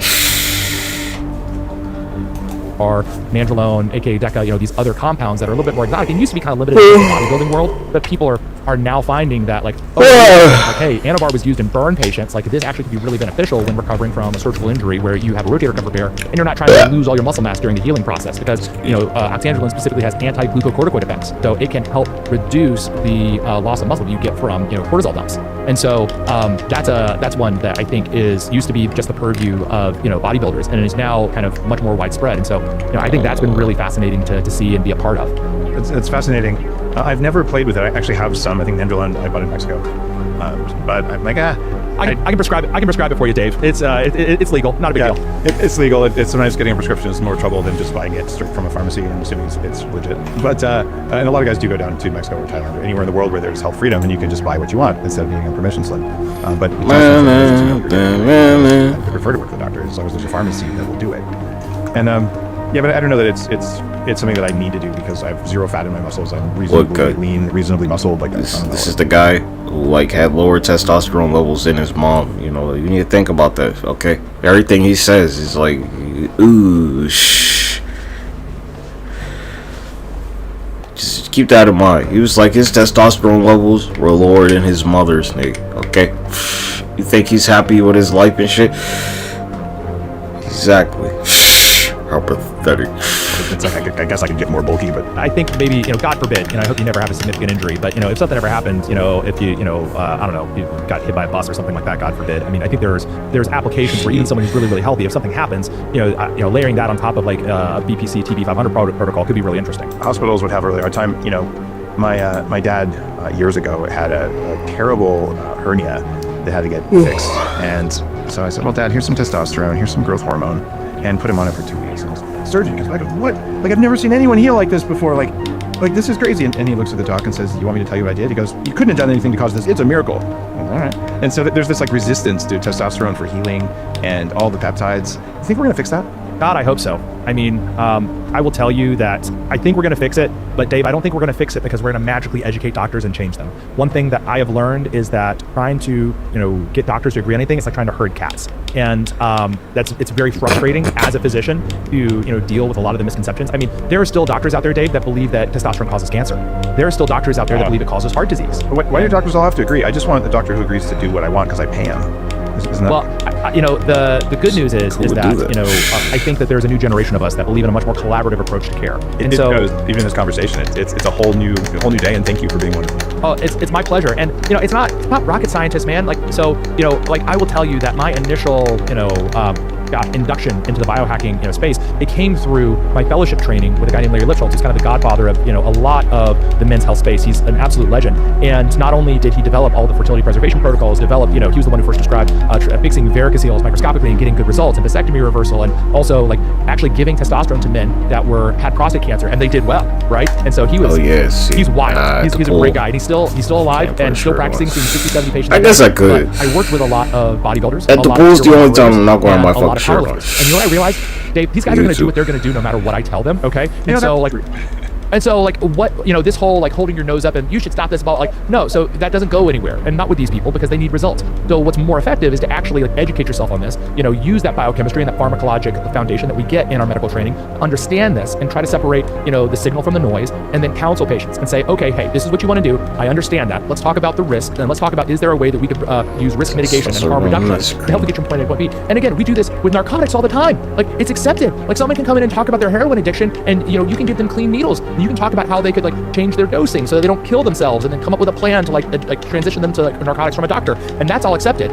Yeah, and that's accepted. But I'm talking to bodybuilders and power lifters, and I'm trying to risk mitigate their dosing schedules, and my peers look at me like I'm crazy. And so I don't know. I think there's just a huge disconnect. I think it's moral, ethical, cultural. It's a lot of things. I'm not a deep philosopher in that regard. I don't understand, the collective psyche of our culture very well, but I understand the men in front of me that have a lot of demands on their life and they have incredible goals and they want to conquer the world. And I feel that same way, and I want to help them get there in the safest way possible. Well, what a breath of fresh air. And there's a lot of really good healers, a lot of really good doctors out there. And some listeners are still mad at the medical industry. You can get over that. If a doctor is individually abusive or won't order a lab test that you want, you have a right to be mad. You also have a right to say you're fired and get a different doctor who will collaborate with you. And like you said, Alex, there's plenty of them coming up. And they're often, I find that they can be in sort of two directions. One is they're younger, or two is they're substantially older. This was days ago. Right. So if you're with a doctor who's like, I've been working for 25 years, they've seen the stuff, they get it, and it can be masterful. And you get young ones who are like, I'm here in the first 10 years of practice, that's your vibe. But it's the ones who are kind of stuck in the middle. They didn't get as progressive of training, and maybe they just haven't had a chance to see the results like this. And so they're like, peptides, they're just not safe, and all that. That flies in the face. And this day is just going by. And so if you're truthful with patients, I think we really appreciate it. So yeah. Well, Dave, I'll give you a scoop. So I am 1.5 times. PCAC. I'm going to be one of, I think there are only maybe one or two actual physicians that are testifying, and we are going to present the data that has been collected in the real world from 2014 to 2023 on all of these peptides that have been dosed of the 7 that we're looking at. And I will tell you, Dave, out of the tens of millions this is regular of BPC 157 doses, okay, you have an adverse event rate of 0.01%, primarily injection site redness, okay? Oh, no. Now, no, right? Okay, but let's go ahead and, let's look at the contrary side of that. You know how many people die a year from ibuprofen? Die. Substantial, yeah. 16,000, over 16,000 Americans, 16,500 Americans every single year die from something that you can buy off the shelf from Costco in giant jugs, okay?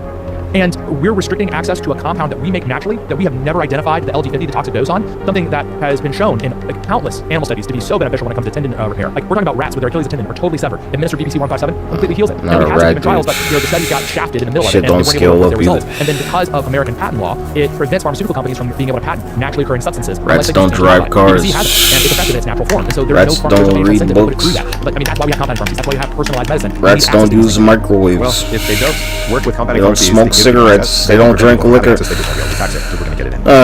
doesn't make any sense. And like the angle, I haven't finalized my speeches. I was working on them earlier today, and a point that I want to make is that, let's say, for all of the policy hawks out there that are very concerned about national security, well, right now the American public is sending billions and billions and billions of dollars to China, okay, every single day, okay, and you don't want to onshore that to American pharmacies under our supervision to make sure that we control the entire supply chain. You don't want that. You want to keep giving China all of our money. Okay, let's see how that turns out. Yeah, I guess they were done giving the money to Ukraine, so they had to give it to someone instead of just lowering taxes. So I mean, they got a point. Yeah, I gotta find. Yeah, we gotta find somewhere else to spend the American taxpayer money off to. It's this whole idea doesn't need debate whatsoever. Like, the Constitution doesn't say that you can regulate my peptides, so fuck off. That's where I am in the whole thing. Like, I'm done. Like, I don't pay you to do this. I don't even value your advice, Mr. Government Guy. I value my doctor's advice, which is why you regulate license and why I pay. I say my doctors. There's many of them and all kinds. But like that's how the world actually works. Testosterone level was lower than his mom's. It takes guys like you who are willing to go out there and say there's a way to thrive, a way to feel different, and there's actual evidence for these things. And even if there isn't the level of evidence that you want, if a patient says they're going to do it, it should be okay to listen to them. I'm telling you, G.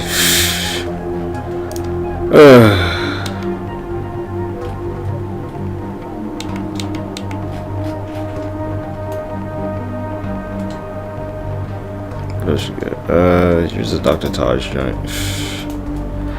I'm curious as to how you like. Hi everyone, this is Dr. Taj, board certified urologist. I have a wonderful case for you today. We are in McLean, Virginia. I have a gentleman who's 24 years old. He has a C6 spinal cord injury. Gracious! He is like operating non-stop, 50 cases a day. There's enough penises in the world, and she will agree. Don't you think there's a lot of penises?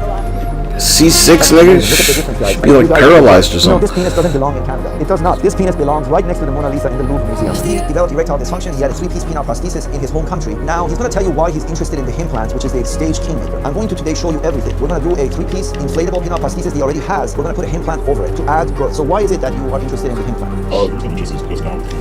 You might not be able to hear this shit.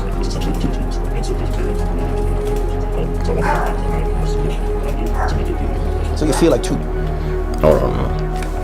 What's going on, dog? Is that the mail?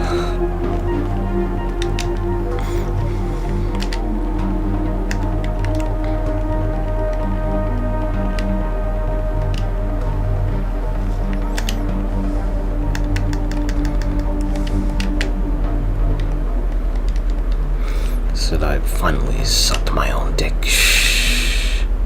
Damn. Oh shit. Come here, nigga.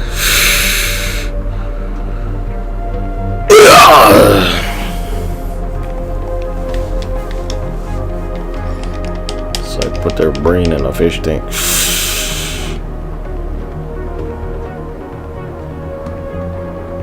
Yeah, they're stuck there forever too.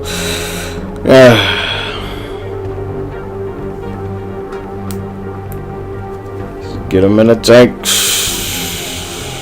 FBI.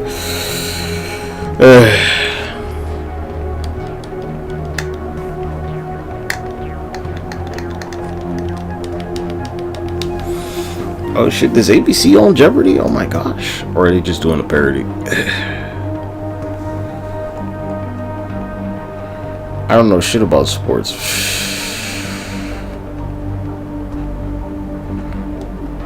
I don't know. Being heavily invested in sports as a man, it's like super gay, dude. It's like, damn, cuz you know what some other nigga was doing, huh? That's crazy. So which team won the WNBA championship last year? Like the actor Michael Jordan? Or like that guy down the street, Michael Jordan.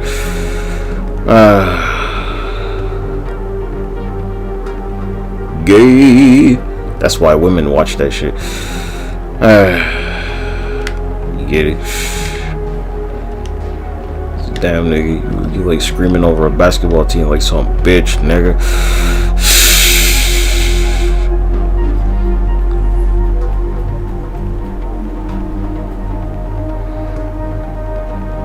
The tennis lady, they're like,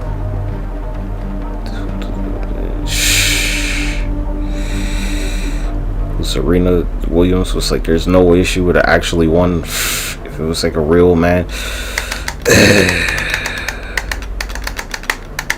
Remember, what was it being? This was one of them, the Williams sisters. Was like, you know, men hit so much harder. There's no way a woman could ever beat a man in a fucking tennis match. You're a gay movie icon, right? Play ping pong or something. It was like another gay movie with Tyler, the butt pirate. He ain't create no kids though, right? They don't do that.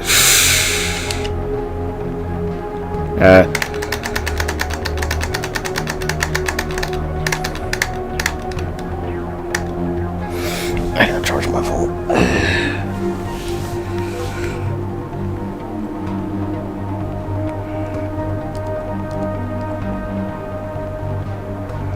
I've been getting money since she was in a Kano.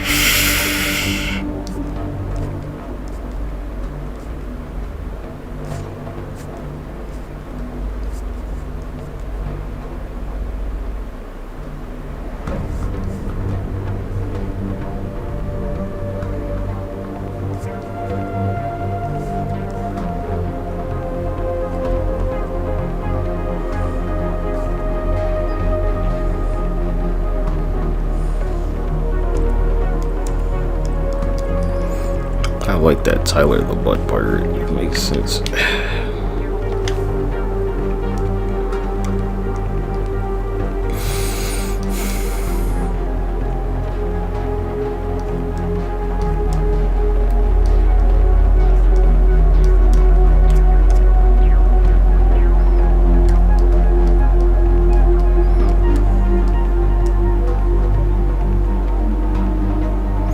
Boy, they doing yoga in the kitchen? Like, ugh, dude.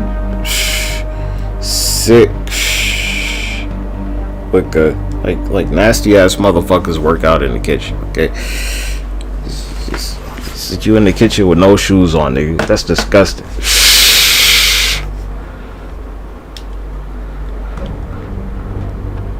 I can't stand that. You know a motherfucker dirty as a motherfucker when they like in their kitchen fucking, you know, with no shoes on. I remember. So this is a common issue with, Ew, especially dude. it can also feel very flimsy when it's empty. So this is a common issue that I help patients with. Today we're going to put a extra large implant on top of it, and it's going to add a lot of cushion and a lot of girth. And hopefully you will be very happy. We're going to show every part of the procedure. So today is a great case. Make sure you don't go anywhere, and we'll see you in the room. Okay, guys. So this gentleman is coming from Canada. Very good-looking guy. He had a spinal cord injury when he was 17 years old. He developed complete erectile dysfunction. They put this is actually AMS 700. As you can see, it was done in a pre-no-scrotal approach, and he has a high-riding scrotal pump. As you can see, it's high-riding. I can't really do much. Oh, my fucking knee! Not able to change the implant, but his reservoir is located on this side, and he doesn't like how thin his penis is, and he wants to be thicker. So I'm going to show you him inflated. As you can see, he has a high-riding pump, which is not an ideal situation. My But bad, Dr. Taj. But you know, you can see that.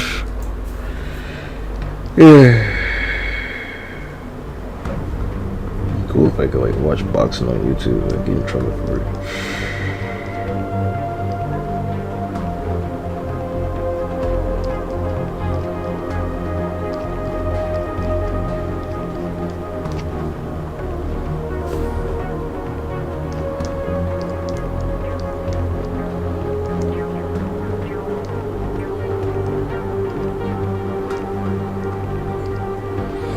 He's got him in a German sleeper.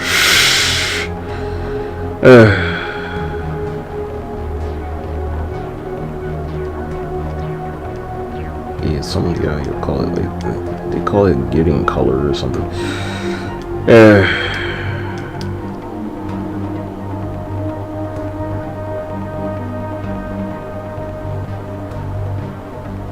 See, I'd be way ass be back when. Yeah.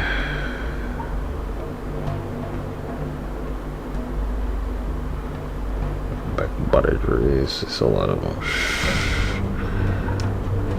Wait, what?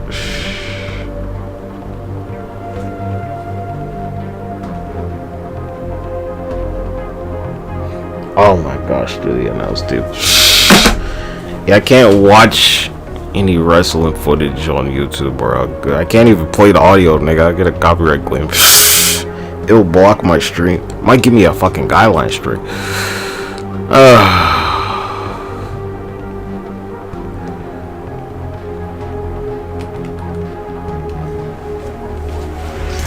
Don't come crying to me, nigga. You one out here dropping glitter bombs, boy.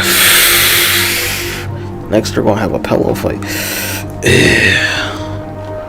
Unicorns and rainbows and fucking pillow fights and shit. Glitter bombs.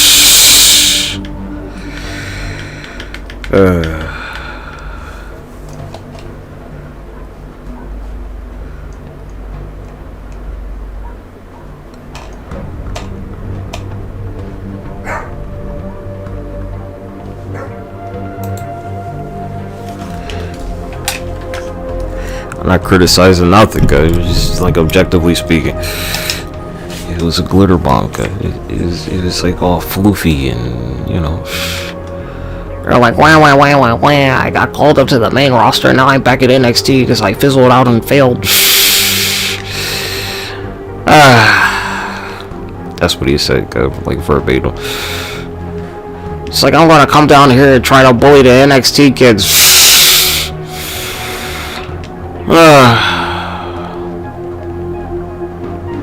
Meanwhile, he's like, blah, blah, all these people won the NXT championship. Roman Reigns never won that shit, boy. The Walter Gunther guy never won the NXT championship, boy. Ever. Neither one of them ever won that shit.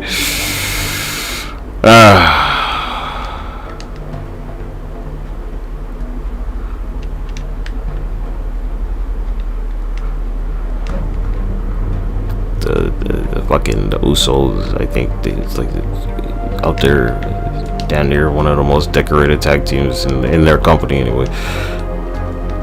I don't think they were the NXT champions. Let me check that.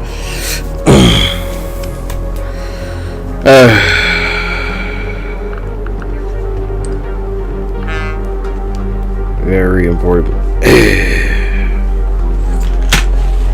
Look how long it took Like the Sami Zayn. Look how long. I want to call him the generico guy. Look how long it took him to win the damn championship, boy. Good gracious.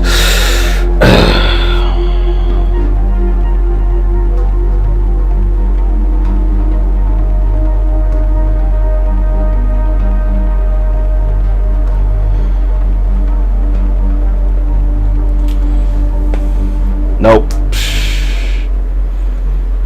The Usos never won the NXT Tag Team Championship ever. They never did it.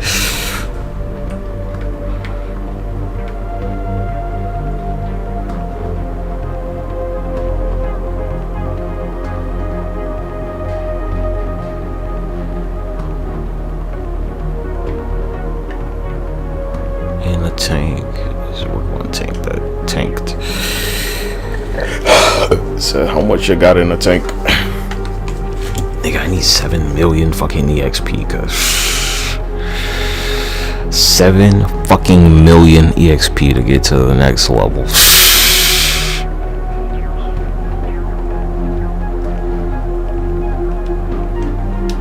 Crazy. I know, goddamn, I look good, bitch. You're like, why'd I make it red? Because I had to. Why'd I make their shoes red? Because I had to. Because I wasn't going to do it at first, but then I was like, oh, I'm supposed to make their shoes red. Because shut the fuck up. Because at first I wasn't going to do it. Then I was like, you know, let me just do it. Anyway. I'm just going to make their, you know, this red on the shoes. It was necessary. Damn, I look good, bitch. All-terrain cut. Like in an Arctic climate. In space. Red, white, and blue, nigga. Very important. Gotta keep the colors.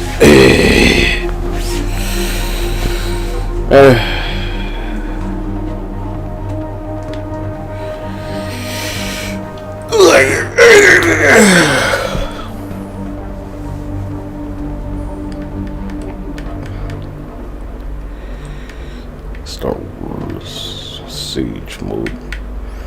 Just go on, boot up Shinobi Striker. I don't feel like it. Got a witch or something. Yeah. Or something. Witch doctor, I don't know.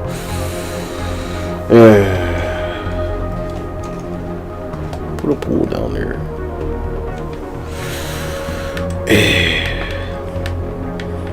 Alright, let's make a couple of characters. Let's do a dude with a flat top and a beard this time.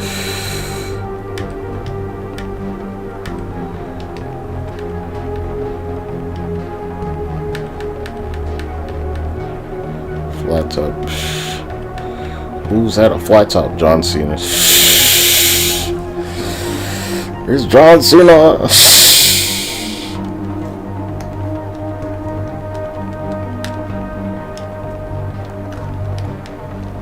Whatever, Jarhead.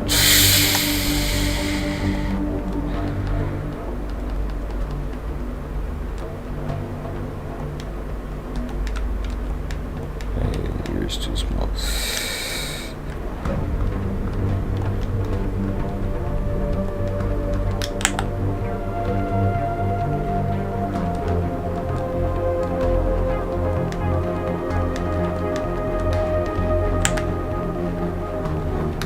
My boo, low testosterone, that.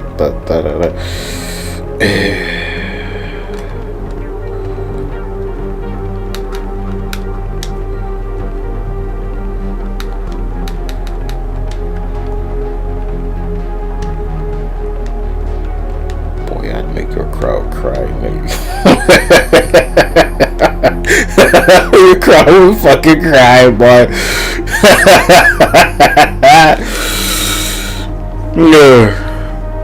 You're gonna cry on the way home. It's about to be a silent ride home in the car, baby. Because no other sport is like this, where you get to talk to the crowd. Okay? No sport is like that. You don't get to talk to the crowd in basketball, football, hockey, none of that shit. Only professional wrestling. Alright, like, here's a microphone. Talk to the fucking people. Nowhere else, G. If it's a boxing joint, it's like maybe whoever wins, right? MMA, same thing. Whoever wins. Promotion. A promo is to promote the company, the business, not just your fucking self.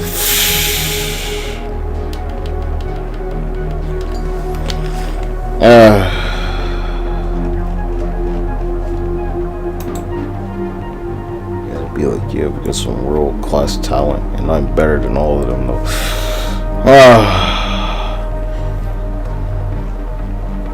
Some real talent, and I'm better than all of them. Multiplied.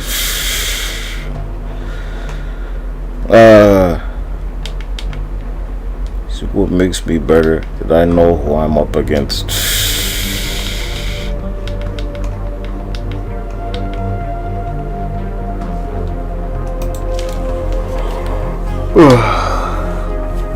Safety. You gotta be a safe worker. It's very important.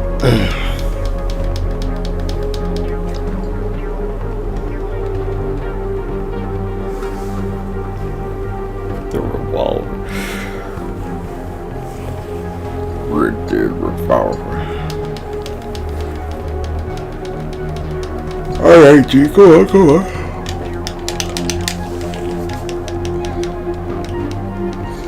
Let's see what we get.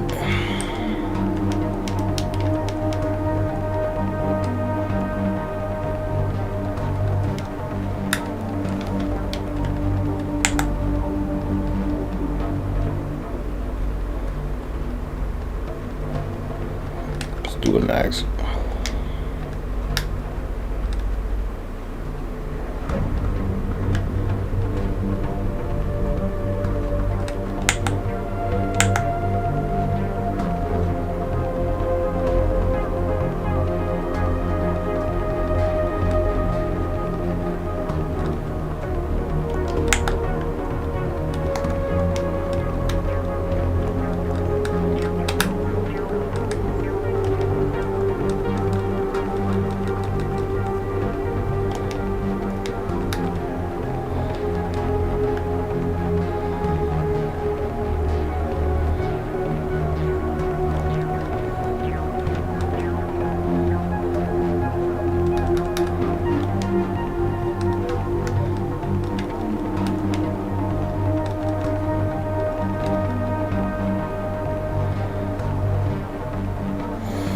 What's her name?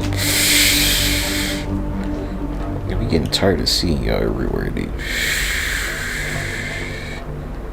You know, Argent Energy.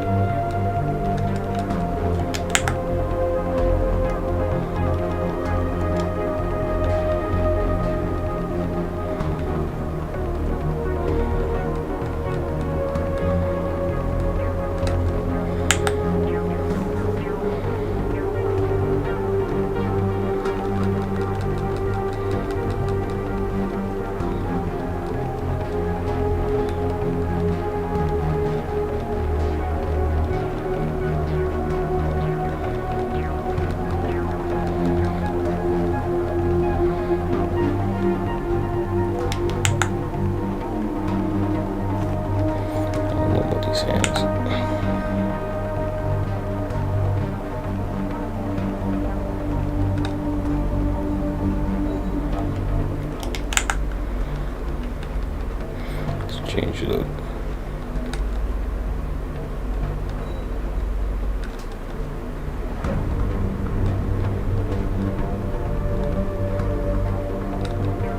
Let's just do the baby thing.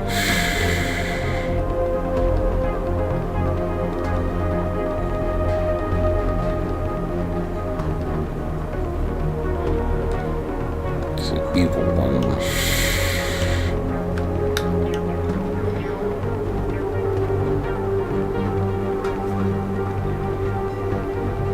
I was like, hey, gain some weight, but they're like in the women's division.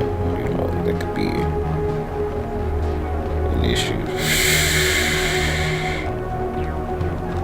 It's like lifting people. I don't know.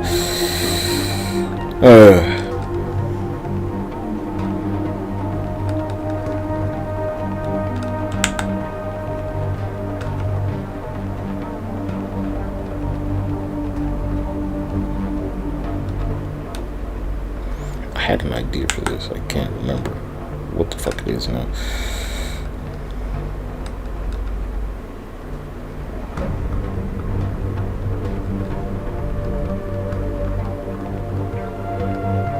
Got PB.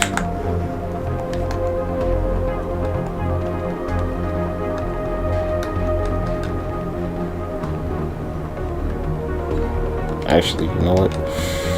Let's do the devil man bullshit.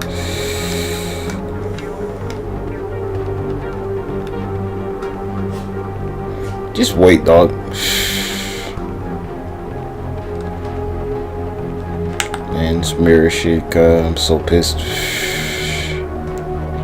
They never give us the full, actual fucking mirror clothes mode. Still to this day pisses me off. Yarg, matey.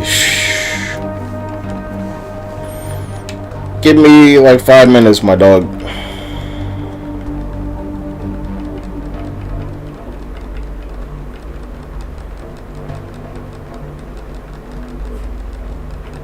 Stop whining.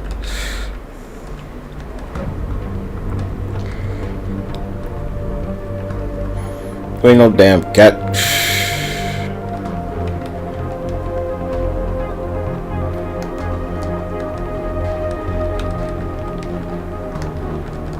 Beat.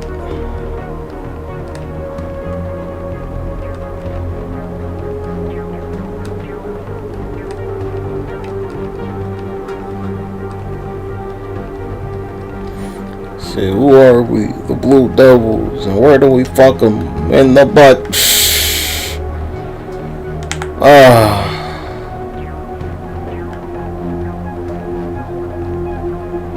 The bin show.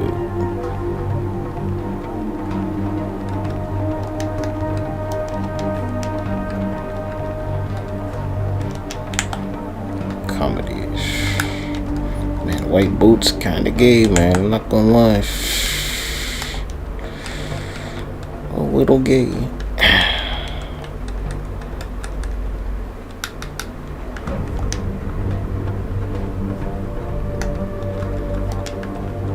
Kinda gay. Just wait, dog. God dang. Yeesh. You just went outside a couple hours ago.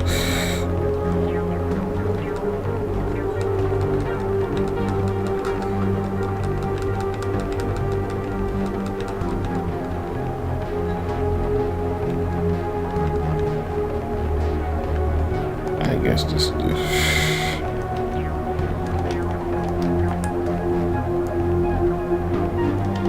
stuff I wouldn't typically do. I don't know, guys, certain moves I'm never going to use.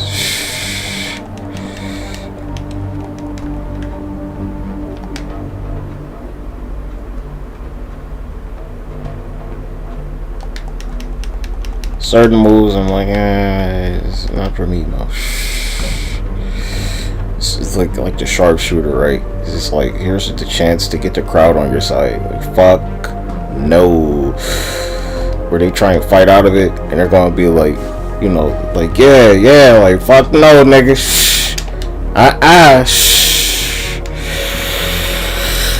Can't have you doing that. Real wrestling psychology, guy. And don't let your opponent get the fucking crowd on their side easily. Like the camel clutch and shit. They're gonna be like, fight out of it. I'm like, fuck no, nigga.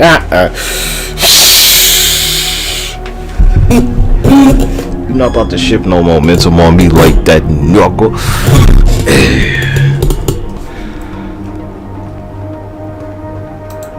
It's like typically, right, you're going to be looking at the camera, right? You're in the hold, you're going to be like camera side, hard camera too.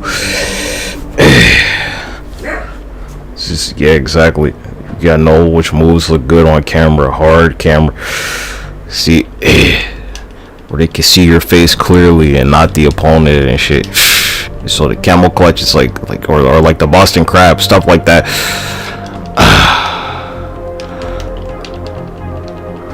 I think about stuff like that, geez.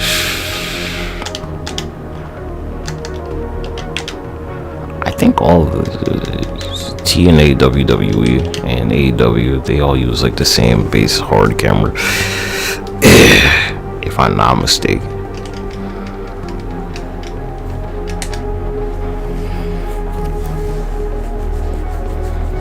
Well, TNA didn't use to because they had the 6-sided ring, but you know. See the whole just like also like the sharpshooter puts a lot of pressure on your knees doing the fucking move because you have to like squat. It's terrible on the knees of the person doing the shit.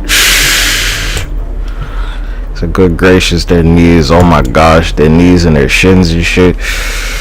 Oof. Yeah, she got out under the 4, 3, 4. Oh, there's just no break. Oh, never mind.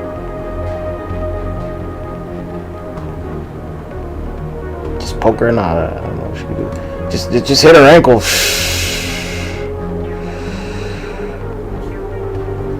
Go for the rope, dude.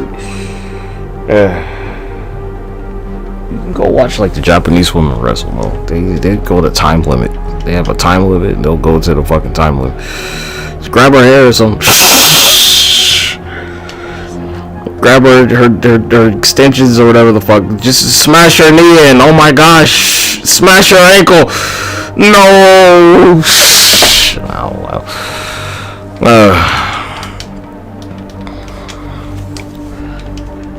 It's a lot of submission moves. Just like hit their fucking ankle, cause they'll let go. Excuse me.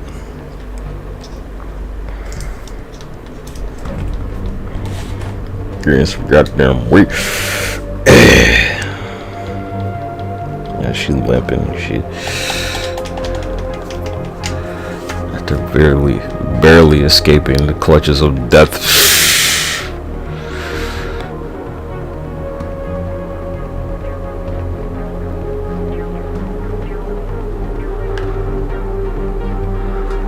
Alright, let's turn this off for now. I gotta turn the color off too. I got it.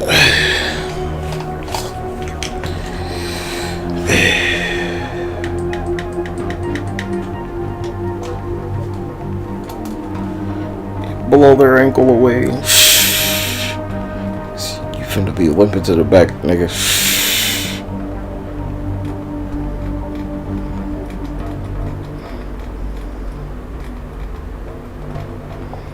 Got you in the hole. It's like, alright, I'm gonna go for your ankle. I'm gonna karate chop the fuck out of your ankle, boy.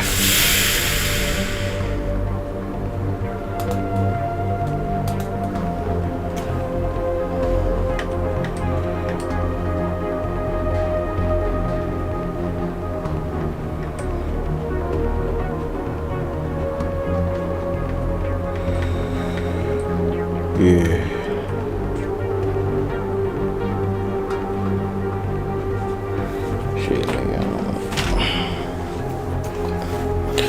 Alright, let me go let my dog outside.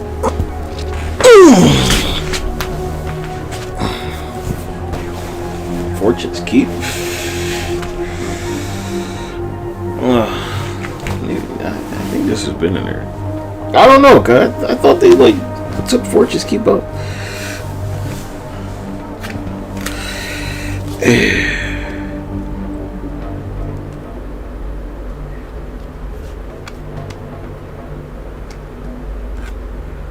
Arn Anderson because he's gonna fly across the ring with somebody kick. So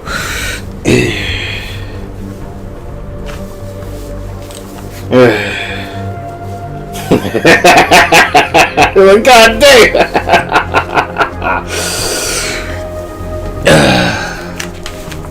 Come on, cuz. I don't know, you can get tired of seeing this shit.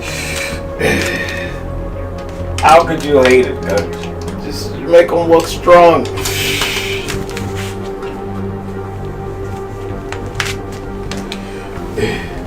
Oh shit, it's Arn Anderson. He must be up against Super Nigga. Go.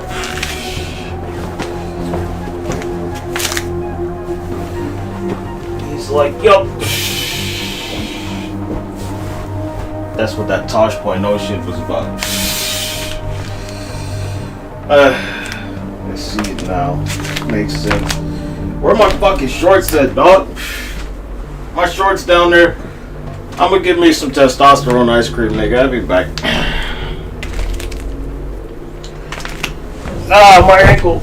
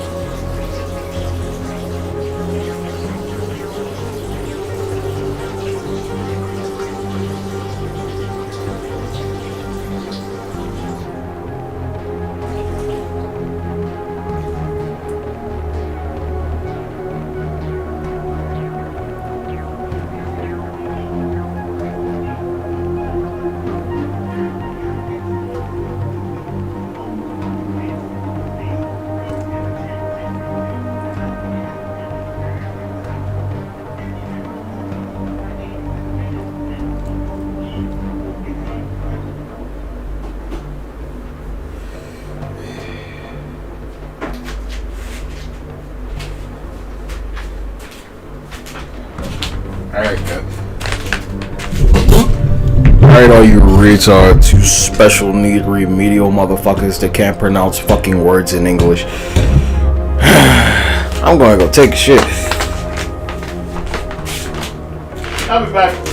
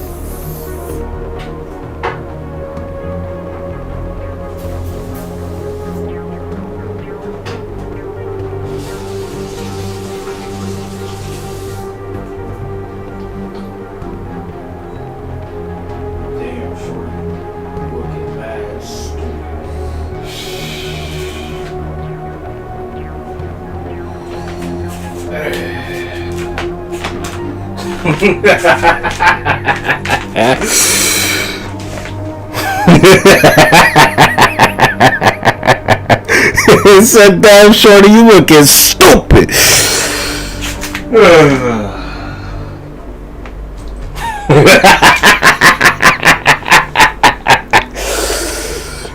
Oh my gosh. Y'all need to stop reproducing, cause seriously. You looking mad retarded, shorty. Damn shorty, you looking stupid and retarded, shorty. They niggas be like, damn ma, you looking retarded today.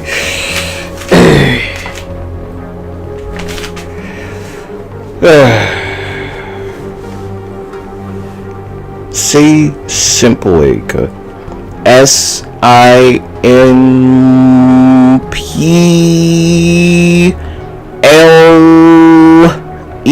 I got some mustache in my mouth. SIMPLE,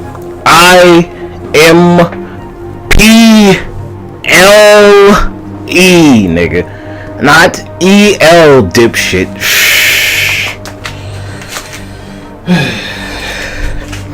All the fucking like Indian kids that's ever want to spell a B, like that's not how you say that word, nigga.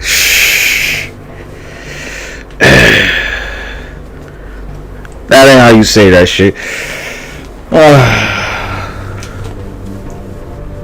PLBY. No, you didn't, you retard, dick riding nigga.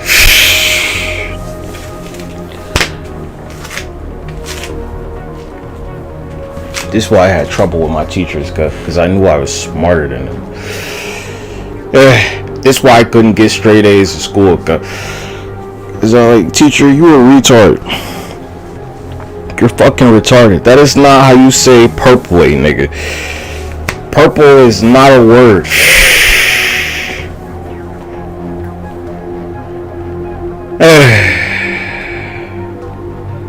Ooh, why is there a flag? What's going on?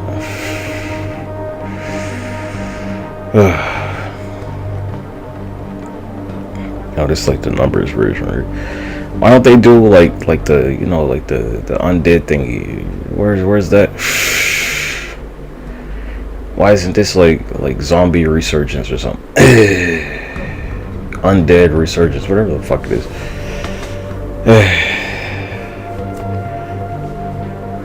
Why isn't it like the Clash or something where it's just 50v50, just whoever gets the most kills? 52v52, whoever gets the most kills, you know, as a team, collective, accumulatively.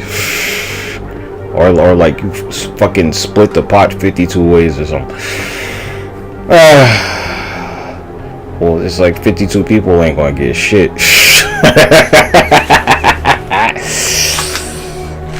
Yeah.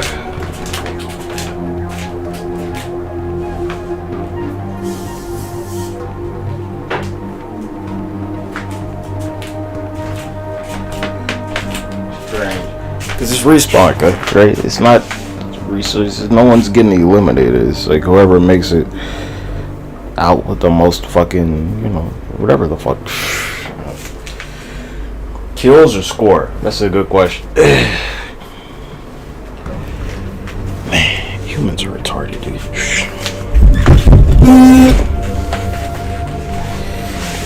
Be like, say this word right or get shot in the head or something.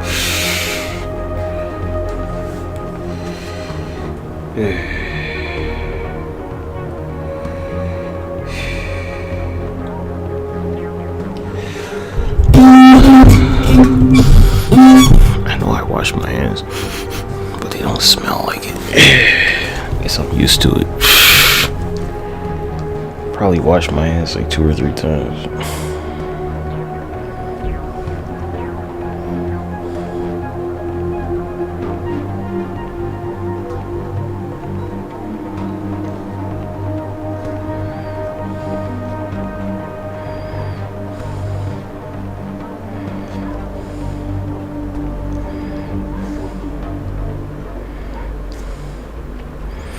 You can see why I don't like humans.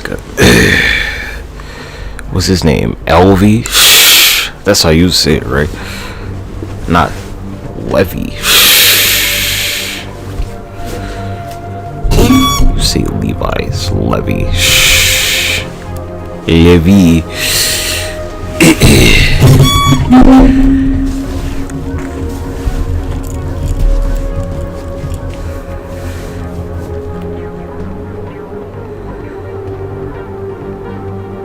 Levy. Levitate.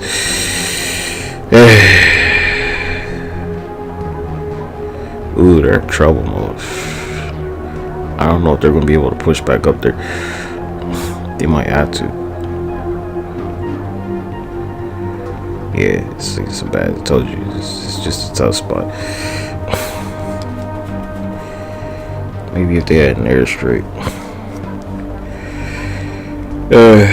Y'all niggas retarded. You question how I want solo quads? Come on, B.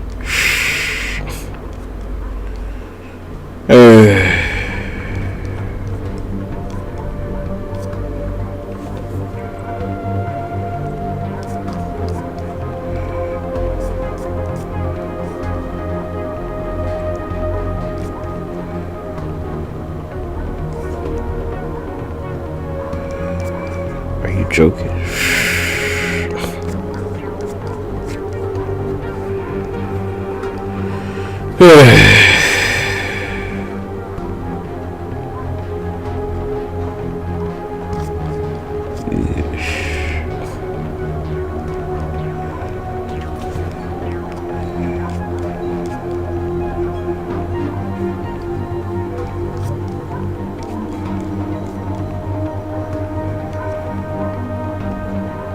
These niggas retarded.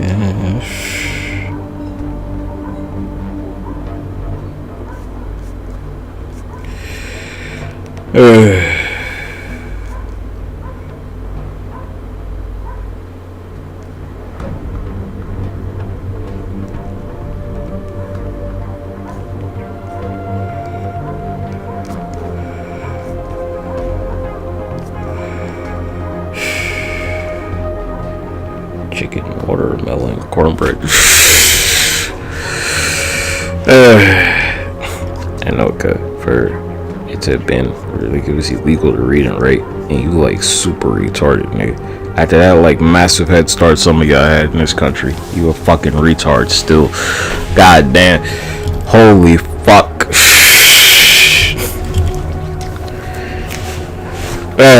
It'd be like line them up in the firing squad, and if they can't say the word right, shoot them in the back of the fucking head.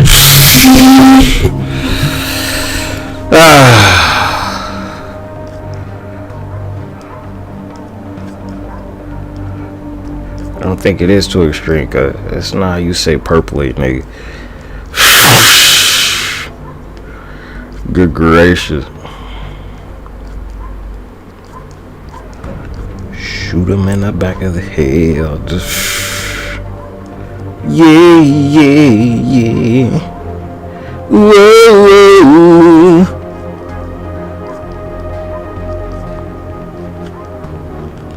Wow.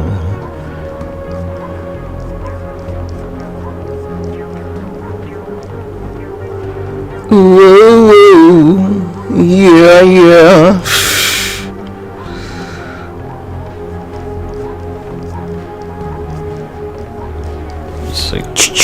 Way ahead of you.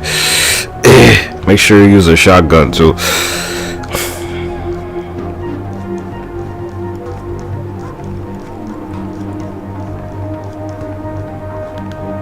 It's like doop.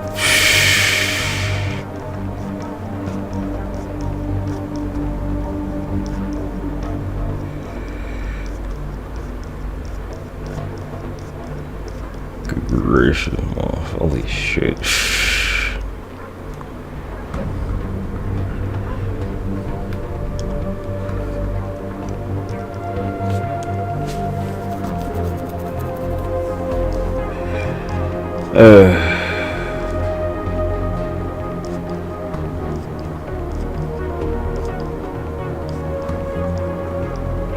Cause bitch, I'm a god. and you just a retard.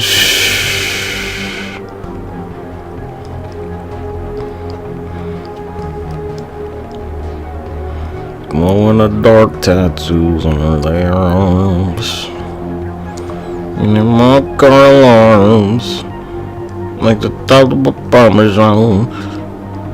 I ain't eating to the gun. I eating to the gun skin fire in the back of your head until you motherfuckers is dead.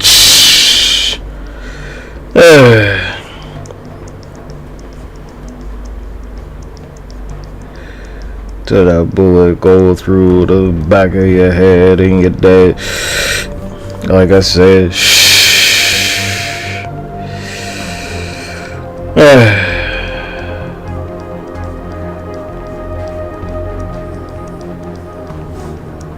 I know my dog. It's a good gracious. I had to spawn in on the retard world. Good gracious, cause ay. So we're gonna need more bullets.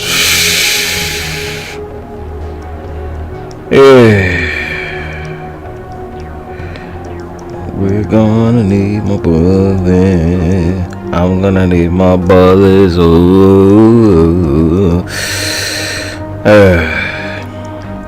I knew something was okay. I'm like, let me just do a fucking grammar check real quick.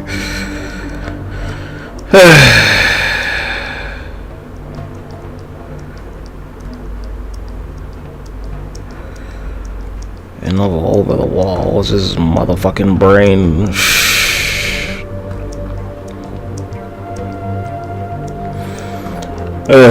Cause I hit like a motherfucking bomb. But like an average retard motherfucker can't understand.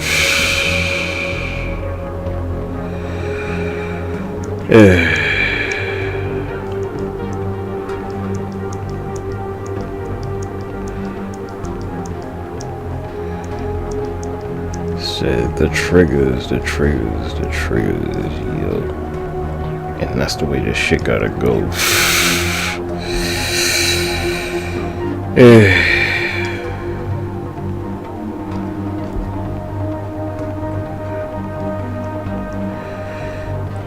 I was pulling all of the triggers, yo. And that's the way this shit gotta go.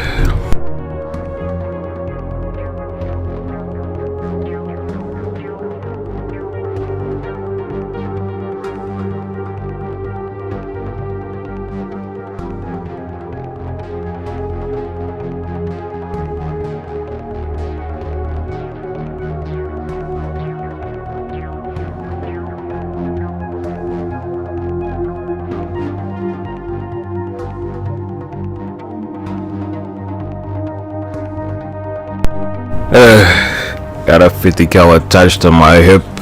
You are far. No. We're just gonna leave it there.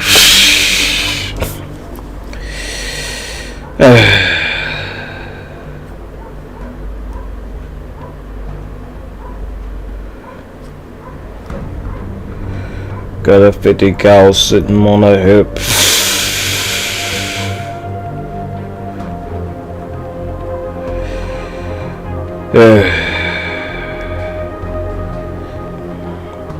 You about to sign off like a fucking, I don't know. let me not do that.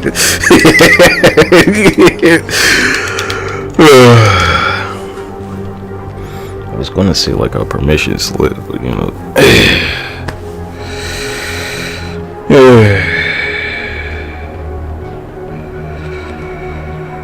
And this shit about to rip.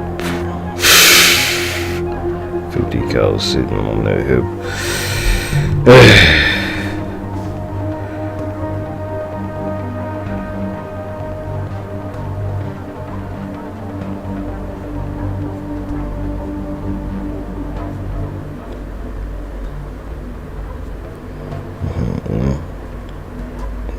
these niggas with some hammers, boy.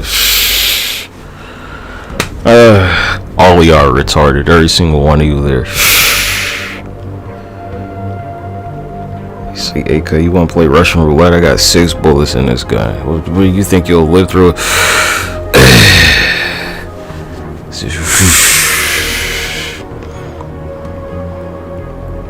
This is a special one right here. It's got 9 bullets in it.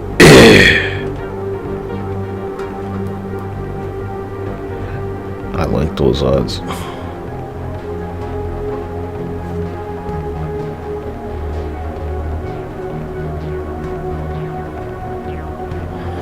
Naturally, you go first. Actually, you know what? Just turn around and I'll do it for you.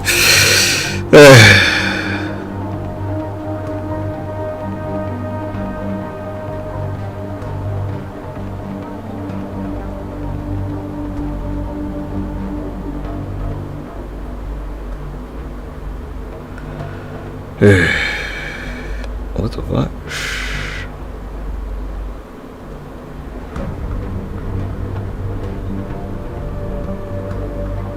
What did they used to do to retards? Cause yeah, I'm not being harsh, cause it's about survival, nigga. This is why it's robots and shit. I'm so disappointed in all of you. Oh gosh. Oh my goodness. Because there's no reward for being intelligent. Cause there's just not.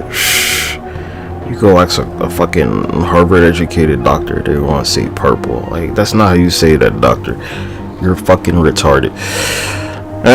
Can you not read or something? Were you a slave or some shit?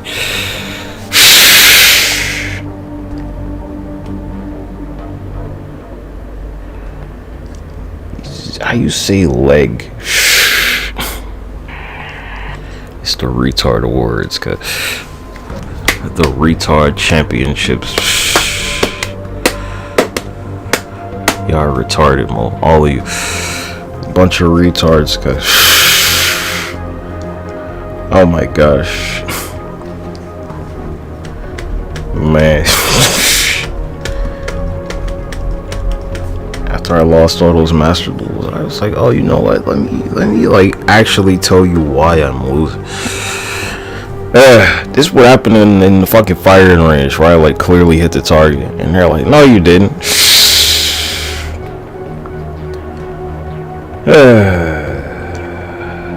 Super depressing, go.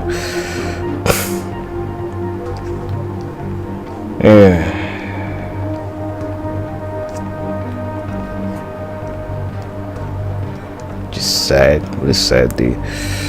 What a sad life, honestly.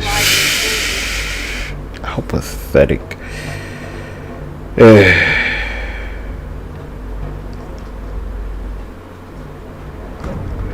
They need to round you up and like fucking stick a needle in your neck or something. And Call of Duty.